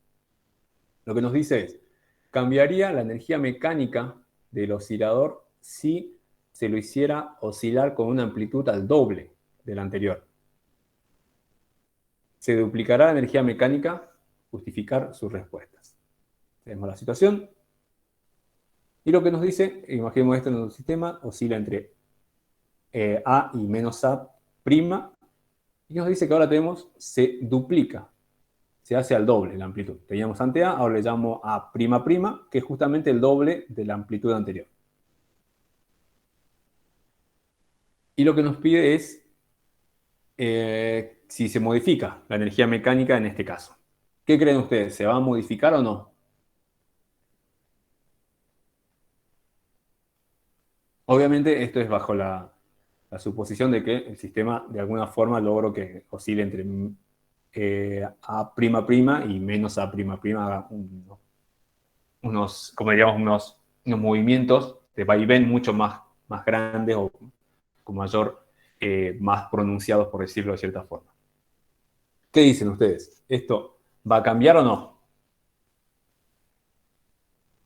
Y la respuesta sería sí. ¿Por qué? Porque en este sistema, la energía, recuerden, los puntos claves, ¿cuáles eran? El centro y los extremos. En el extremo tengo puramente energía potencial, 0 de energía cinética, y esa energía potencial es directamente la energía mecánica. Y la energía potencial, recuerden que es un medio de la constante resorte K por el módulo de la amplitud, donde en el punto en el que estoy parado. Ahora estoy parado en 2 veces el valor que tenía antes. Entonces, se incrementa. ¿Va a haber una modificación? Sí. Va a haber una modificación. Principio, como digo, obviamente siempre bajo la suposición de que de alguna forma este sistema masa-resorte logra hacer esas oscilaciones que lo llevan hasta A prima prima, que justamente es el doble del valor A prima. ¿Alguna duda con eso? ¿Se entiende de por qué esto va a ser variable? ¿Por qué se modifica el valor Sí. de...? Sí, porque se extiende más el desplazamiento que tiene. Correcto. Profe, por lo tanto, también la velocidad va a crecer. Buena, excelente pregunta. Estoy al doble de la amplitud. ¿Qué va a pasar con la frecuencia? Con la frecuencia angular, ¿qué creen? ¿Se modifica o sigue la misma? No, sigue lo mismo. Sigue la misma, ¿verdad? Ustedes recuerdan cuando vimos movimientos circunferenciales, recuerdan que la frecuencia angular tiene relación directa con otra variable temporal que es el periodo, ¿verdad? ¿Ustedes recuerdan eso? Sí. Bien. ¿Qué quiere decir eso? Si yo mantengo la misma frecuencia, quiere decir que en otras palabras mantengo el mismo periodo. En otras palabras, que el tiempo que le lleva ir desde A prima prima a A menos prima prima debe ser el mismo que le llevaba en ir desde A prima hasta menos A prima. ¿Se entiende la idea? Como la frecuencia es la misma, lo que equivale a que el periodo sea el mismo, el movimiento que lo hacía, que iba desde A prima hasta menos A prima, no sé, tardaba un minuto. Debe tardar nuevamente un minuto al recorrer esta nueva distancia que es A prima prima hasta A menos prima prima. Bien, ¿se entiende eso? Se queda claro que va a recorrer mayores distancias, pero lo debe hacer en el mismo tiempo, porque sigue manteniendo la misma frecuencia angular. Entonces, como ya dijo un compañero, para que eso sea posible, necesariamente el sistema o el bloque se va a tener ¿qué cosa? ¿Qué va a tener que aumentar para que pueda recorrer en el mismo intervalo de tiempo una mayor distancia? Lo que debe modificar es su velocidad. Bien, debe ser mayor en el segundo caso, cuando tengo esta amplitud A'', para que pueda desplazarme a este punto y luego vuelva hacia el otro punto en el mismo intervalo de tiempo. Debo aumentar mi velocidad. ¿Se entiende eso? ¿Que se entiende un poco? Sí, Sí, profesor. Ok. Perfecto. Bien, dijimos que sí se modifica la energía mecánica al aumentar la amplitud. La relación que se tiene es que A'' es 2 veces el valor de A que teníamos antes, o A' como le llamamos. Entonces la energía mecánica, vamos a calcular en este punto. Ahí queda claro de que se va a aumentar. Tengo ahí. A'' es 2 veces A'. Sigo trabajando un poquito matemáticamente. Sigo hasta ahí. Fíjense. Saco ese 4 hacia afuera y dejo todo esto como factor común.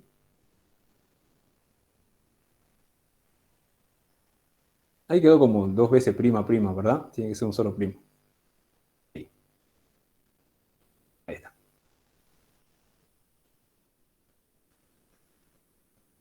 Fueron 2 primas de prepo. Ahí. ¿Se entiende? ¿Se entienden los pasos que se hicieron hasta aquí? sí. Acá lo único que hice fue distribuir este cuadrado, esta potencia, perdón. 2 al cuadrado, 4, saco para afuera y el otro me queda simplemente el módulo de la amplitud que tenía antes, A' al cuadrado.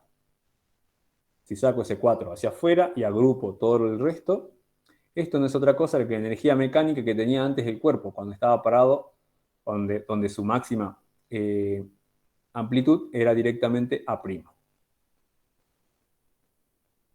En otras palabras, que si se duplica la amplitud, la energía mecánica se cuatriplica.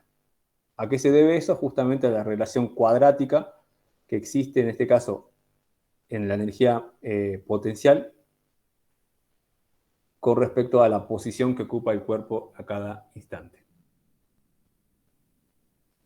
¿Se entiende? ¿Alguna duda? ¿Alguna consulta con esto? ¿Ustedes me dicen? ¿Se entiende? Ok.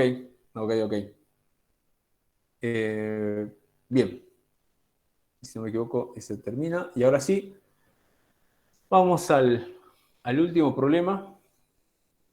Y que es algo muy parecido. Esto lo vamos a hacer un poco más rápido. Vamos a hacer un poquito de conceptos porque cambiamos de sistema, sistema de oscilación. En este caso no es un sistema masa-resorte, sino que es un sistema de péndulo. ¿Bien? Fíjense. En este caso un péndulo matemático. ¿Qué quiere decir eso? Que tengo una esfera, obviamente de masa m, que está colgado de un hilo de masa despreciable. Un hilo ideal o una cuerda ideal de masa despreciable, la cual mantiene sus dimensiones fijas, o sea que no puede deformarse, por decirlo de cierta forma, y que tiene una longitud L. Ese hilo o alambre, o como ustedes quieran verlo, es de longitud L, y la masa tiene una masa m, una pequeña partícula o una esfera m. Está colgada, en este caso, del techo, podríamos decirlo de cierta forma. Y lo importante en este caso es que vamos a tener, con respecto a la vertical, una desviación en ángulo θ que nos dará de cierta forma la máxima amplitud de oscilación que va a tener este péndulo. ¿Cuál va a ser el movimiento de este péndulo? Es como los relojes a péndulo, va a ir de izquierda a derecha y hará este movimiento de vaivén. Bien, está muy relacionado a lo que era el movimiento circunferencial, pero no es un movimiento circunferencial, ni tampoco es un movimiento circunferencial uniformemente variado. No es eso. Se parece, pero no lo es. Bien, solamente se describe una pequeña porción de lo que sería, para que sea un movimiento circunferencial, esto tiene que agarrar y darle una vuelta entera. Aquí no realizamos eso. Describe un pequeño ángulo, un pequeño desplazamiento angular. Es lo único que se realiza en este caso. El movimiento, como en el caso anterior, el movimiento de vaivén, cuál va a ser nuestra posición de equilibrio. En este caso, la posición de equilibrio será cuando la partícula se encuentre totalmente en su posición vertical. En este punto, cuando la partícula está en este punto, tengo la condición de equilibrio o la posición de equilibrio. Bien, ¿se entiende de forma rápida lo que es el péndulo, en este caso un péndulo simple? Sí, Bien, bien, de la misma forma, recuerden que cómo iniciamos el estudio cuando fue el sistema masa-resorte. Puede ver, aplicar la segunda ley de Newton al cuerpo. En este caso vamos a hacer exactamente lo mismo, pero si ustedes se ven un poco, van intuyendo un poco la cosa, acá no tenemos variables de traslación, sino tenemos más que nada variables de tipo de rotación. Aquí ya vemos un ángulo. Entonces lo que conviene en este caso es aplicar la segunda ley de Newton, pero para la traslación. Y en ese caso lo que se veía era sumatorias de momentos igual al momento de inercia multiplicado por la aceleración angular, que es la segunda ley de Newton de la dinámica para la rotación. Esa es la ecuación que vamos a aplicar ahora.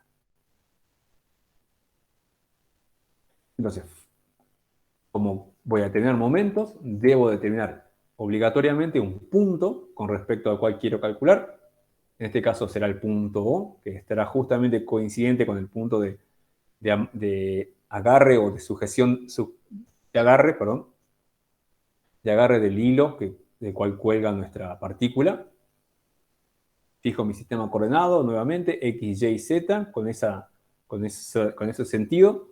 Z estaría positivo saliendo de la pantalla, X positivo hacia abajo y Y positivo hacia la derecha. Aplico la segunda ley de Newton de los momentos de rotación con respecto al punto O que tengo.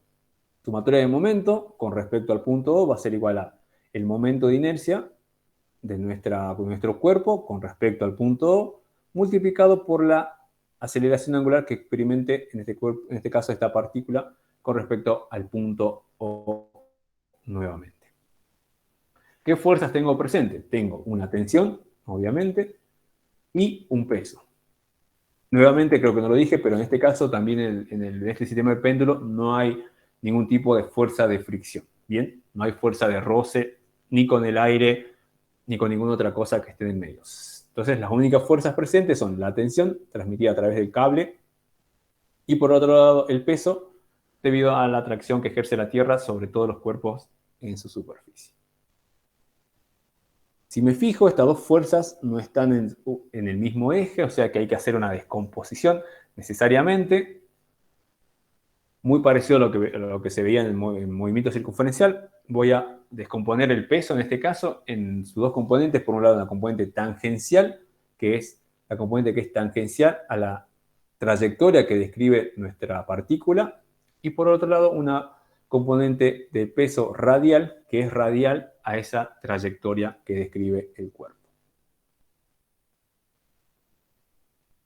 Por otro lado, tengo recuerden cuando calculábamos un momento, se definía lo que era el vector posición al punto en el cual quiero determinar, o sea, yo me paraba aquí, este es el punto donde quiero determinar, el punto a partir del cual quiero determinar los momentos, y debo tirar un radio vector al punto donde se estén aplicando las fuerzas. ¿Cuáles son esas fuerzas? La componente tangencial del peso, la componente radial y la tensión. Esas son las tres fuerzas que tengo presentes. Entonces, teniendo eso en mente, esta sumatoria de momentos va a ser igual al momento con respecto de la tensión más el momento con respecto a O de la componente radial más el momento con respecto a O de la componente tangencial. Toda esa suma será igual directamente a el momento de inercia multiplicado por la aceleración angular que experimenta la partícula con respecto al punto O.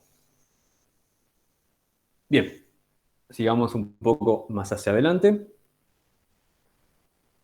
Tengo la misma situación, tengo la ecuación esa que estaba ahí.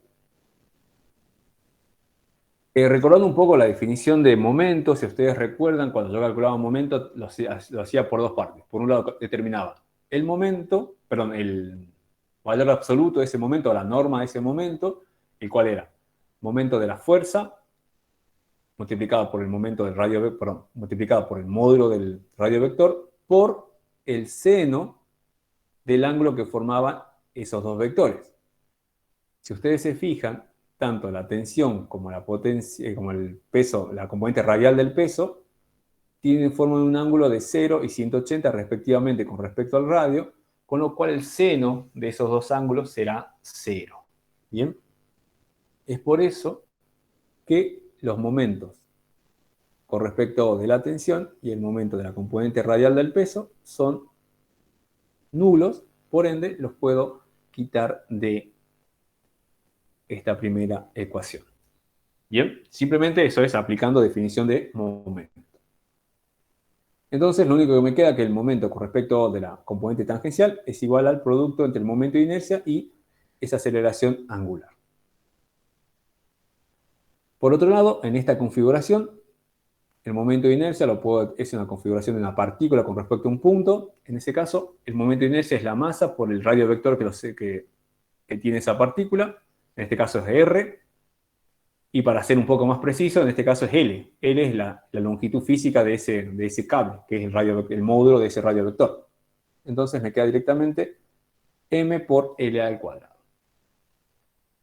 La definición de matemática que tiene un momento, en este caso aplicado para el momento generado por la por el peso tangencial, producto vectorial entre el radio vector por la fuerza, en este caso, la componente tangencial del peso. El módulo del momento, ¿cómo se determina? Radio vector multiplicado por el módulo de la componente tangencial del peso, multiplicado por el ángulo que forman esos dos ángulos, esos dos vectores. Si analizamos un poco, R, el vector R, radio vector, y la componente tangencial del peso forman un ángulo de 90 grados. Si ustedes lo analizan un poco, están a 90 grados uno de la otra. Entonces es seno de 90. Seno de 90 es 1, desaparece ese término, y me queda simplemente que el módulo del momento de la componente tangencial del peso es igual al producto de los módulos del radio vector por el módulo de la componente tangencial del peso. ¿Profe? Sí. ¿No era por coseno por lo que había que multiplicar? No, eso es el producto escalar. El producto vectorial es seno. Ah, gracias. Sí, sí. Bien, entonces, el módulo del radio vector es L. Y a su vez, recordando un poco la relación trigonométrica que surge de esta ecuación, de esta relación, perdón, tengo que la componente tangencial del peso no es otra cosa que el módulo del peso por el seno del ángulo θ. Si yo analizo este triángulo rectángulo que tengo aquí, veo que la componente tangencial está relacionada con el seno del ángulo θ. Entonces, lo único que hago es reemplazo, preparado ahí. Y en este caso, de la misma forma que en el caso del sistema masa-resorte donde teníamos la fuerza recuperadora, lo que tengo ahora es un momento recuperador. Que de la misma forma que en el caso anterior, lo que va a intentar hacer este momento recuperador que está producido por la componente tangencial del peso es llevar en todo momento al cuerpo a su posición de equilibrio. Retornar a la partícula a su posición de equilibrio, siendo esta posición de equilibrio justamente la posición vertical que tendría el cuerpo. Bien, es este momento que recibe el nombre de momento recuperador, el cual será el encargado de todo el tiempo intentar llevar a su posición de equilibrio el cuerpo, a su posición de equilibrio, la partícula, en este caso, esta esfera o esta pelota, lo que sea, volverla nuevamente a la posición de equilibrio. Bien, dicho eso, seguimos un poco más hacia adelante.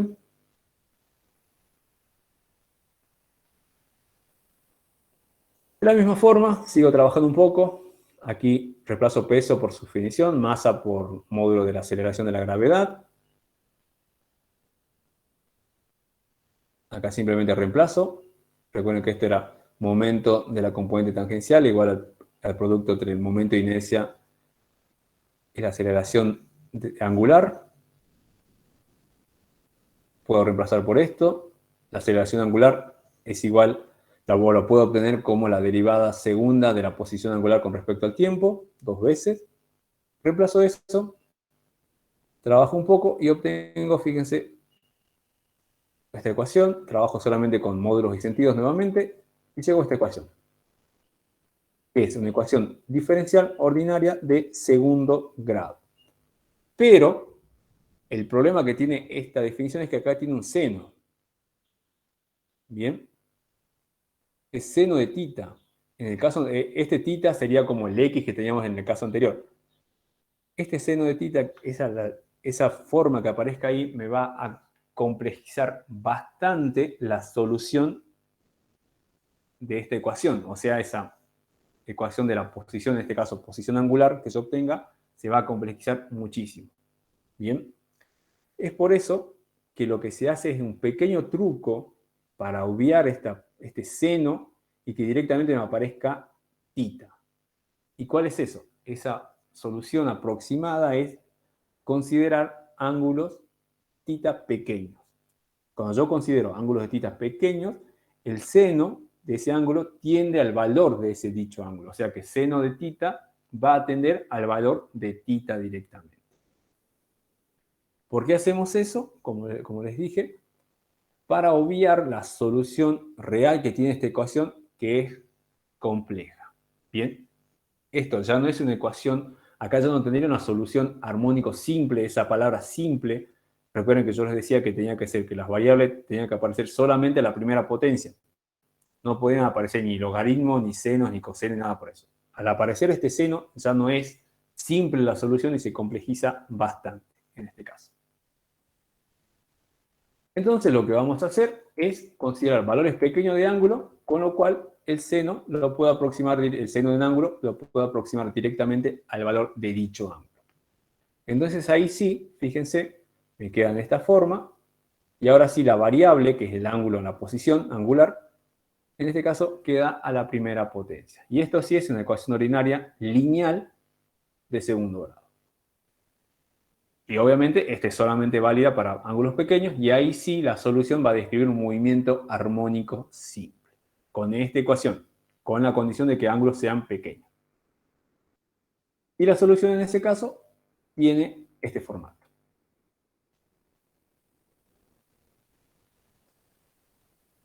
Tengo la ecuación, que ahí tengo que es phi máximo, que es la amplitud máxima.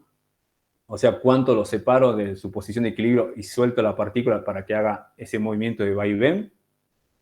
En este tipo de péndulo matemático, la frecuencia angular de oscilación se obtiene como la raíz cuadrada del módulo de la aceleración de la gravedad dividido la longitud de ese radio vector. ¿Bien? En otras palabras, fíjense que depende mucho de la posición, de la ubicación geográfica, porque ustedes recuerden que a lo largo de todo el globo, a lo largo de la Tierra, en las distintas ubicaciones geográficas tengo distintos valores de aceleración de la gravedad. Entonces, de cierta forma, este péndulo va a depender mucho de la ubicación, ¿bien? De la ubicación geográfica en la cual yo tenga emplazado este péndulo. Y por otro lado está phi, que nuevamente es la fase inicial, que aquí cabe aclarar que este phi no está relacionado con este phi máximo, con este ángulo. Los dos son ángulos. Pero ¿qué sucede? Este ángulo, θ, es un ángulo, podríamos decirlo, físico real, que es lo que yo separo de la vertical y suelto la partícula para que haga ese movimiento de vaivén. Esta es la vertical. Yo agarro, separo un ángulo θ máximo y suelto. Y el cuerpo empezará a oscilar entre esas dos posiciones. ¿Bien? Por otro lado, phi 0, que es la fase inicial, lo único que hace es una herramienta matemática que me va a permitir, por medio de esta ecuación, representar ese movimiento armónico simple, en este caso esa posición angular. Que lo único que tiene en cuenta es el instante de tiempo en el cual comencé a estudiar el movimiento. Bien, eso es importante tener esa diferencia. Este ángulo realmente existe físicamente, yo puedo ver, puedo medirlo, para decirlo bien y pronto, puedo medir este ángulo, cuántos grados es, pongo, no sé, un semicírculo creo que se llama, y puedo determinar ese ángulo. Por otro, eso es phi, es un ángulo físico. Por otro lado, este phi, no, este es simplemente un ángulo matemático, que lo utilizo para esta ecuación, para que esta ecuación pueda representarme ese movimiento armónico simple. Y nuevamente, como del otro caso, tenemos casos especiales donde puedo obviar ese ángulo phi. Fíjense que son, puedo usar una función seno cuando el t igual a 0 es justamente coincidente con la posición de equilibrio, moviéndome hacia la derecha, ángulos positivos. Puede ser un seno negativo cuando estoy en la posición de equilibrio, pero me estoy moviendo hacia ángulos negativos, o sea, hacia la izquierda. Y puede ser un coseno cuando tengo amplitud máxima, estoy en el extremo positivo, o un menos coseno cuando estoy en la posición extrema negativa. Estos son casos igual a lo que teníamos en el sistema masa-resorte, en los cuales puedo obviar la presencia de esa fase inicial. En los casos en los cuales yo esté en algún punto intermedio, lamentablemente debería hacer el mismo trabajo que hicimos en el caso anterior de utilizar las ecuaciones iniciales de posición y velocidad para poder determinar esa fase inicial.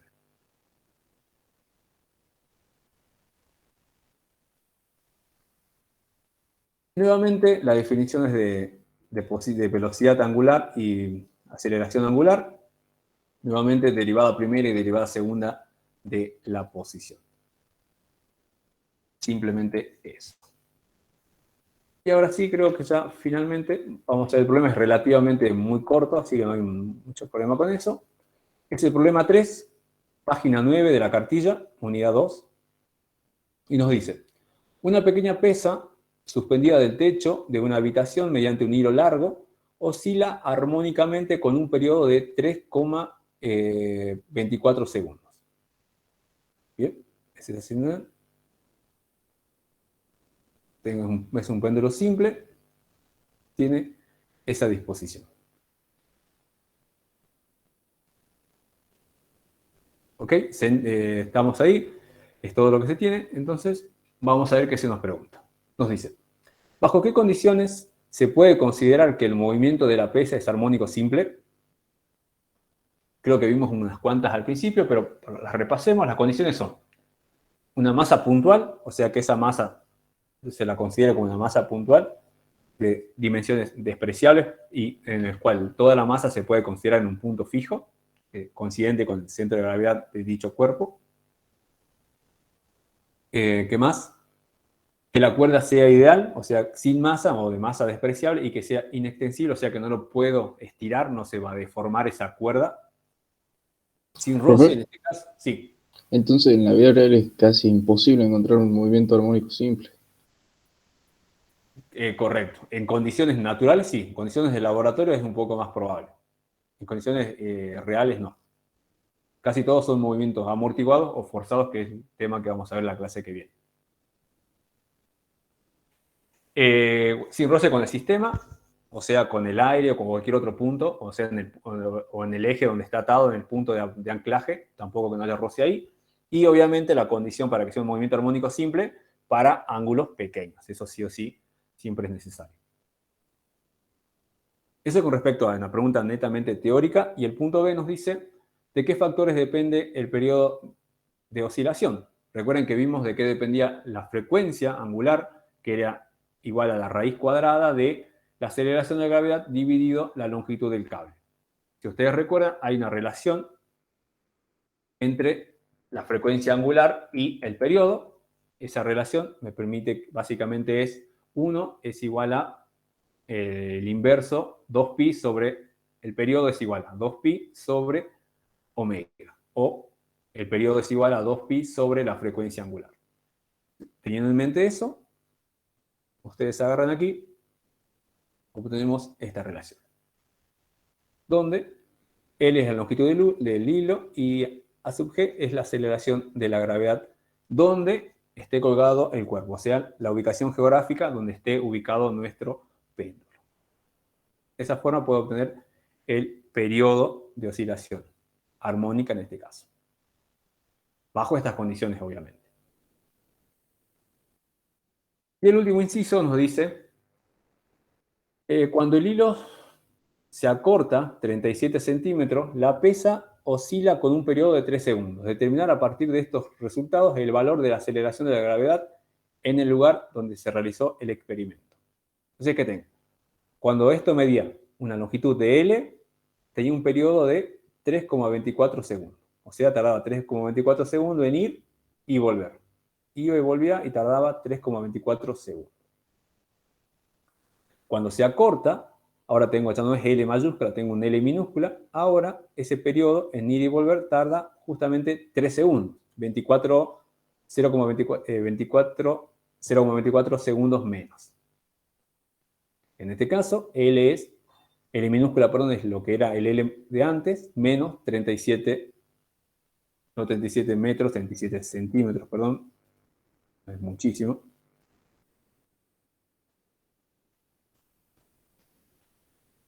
Ahí.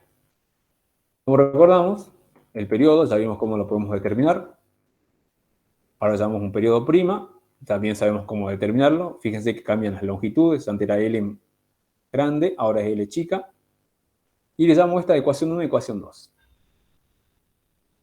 Despejando L de la ecuación 1, de esta primera ecuación, paso esto dividiendo, esta raíz pasa como potencia, y finalmente la aceleración de gravedad pasa multiplicando.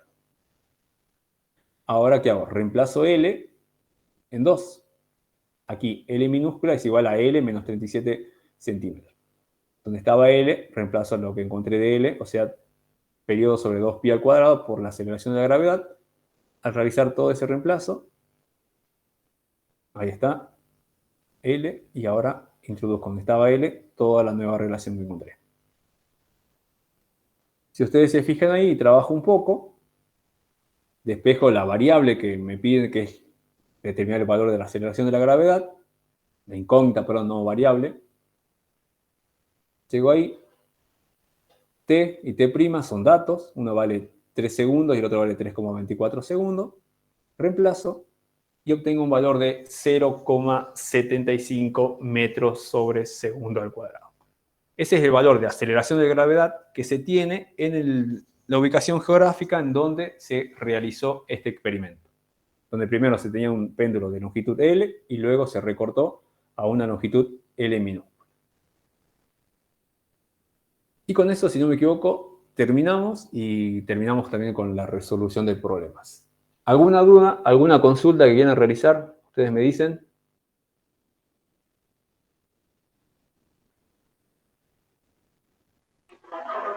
Profe, acá me quedo con la duda de la inercia. ¿También hay distintas inercias o con el cuerpo rígido o es única? Bien.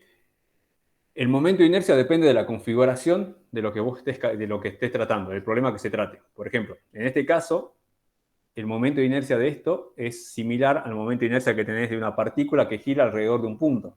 Esto es O, y la partícula está girando de cierta forma alrededor de este punto. Ese es el momento de inercia que vas a tener. Por otro lado, si esto fuera un anillo, tenés otro tipo de momento de inercia. Tenés un momento de inercia en función del tipo de configuración que vos tengas. Eso siempre va a ser así.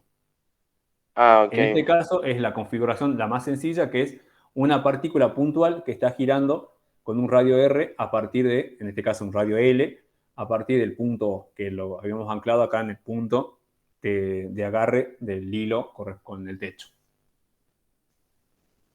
Ok, gracias, profe. ¿Alguna otra duda, alguna otra consulta que quieran realizar? No, profe. No, profe. Ok, chicos. Entonces, están librados y nos estamos viendo.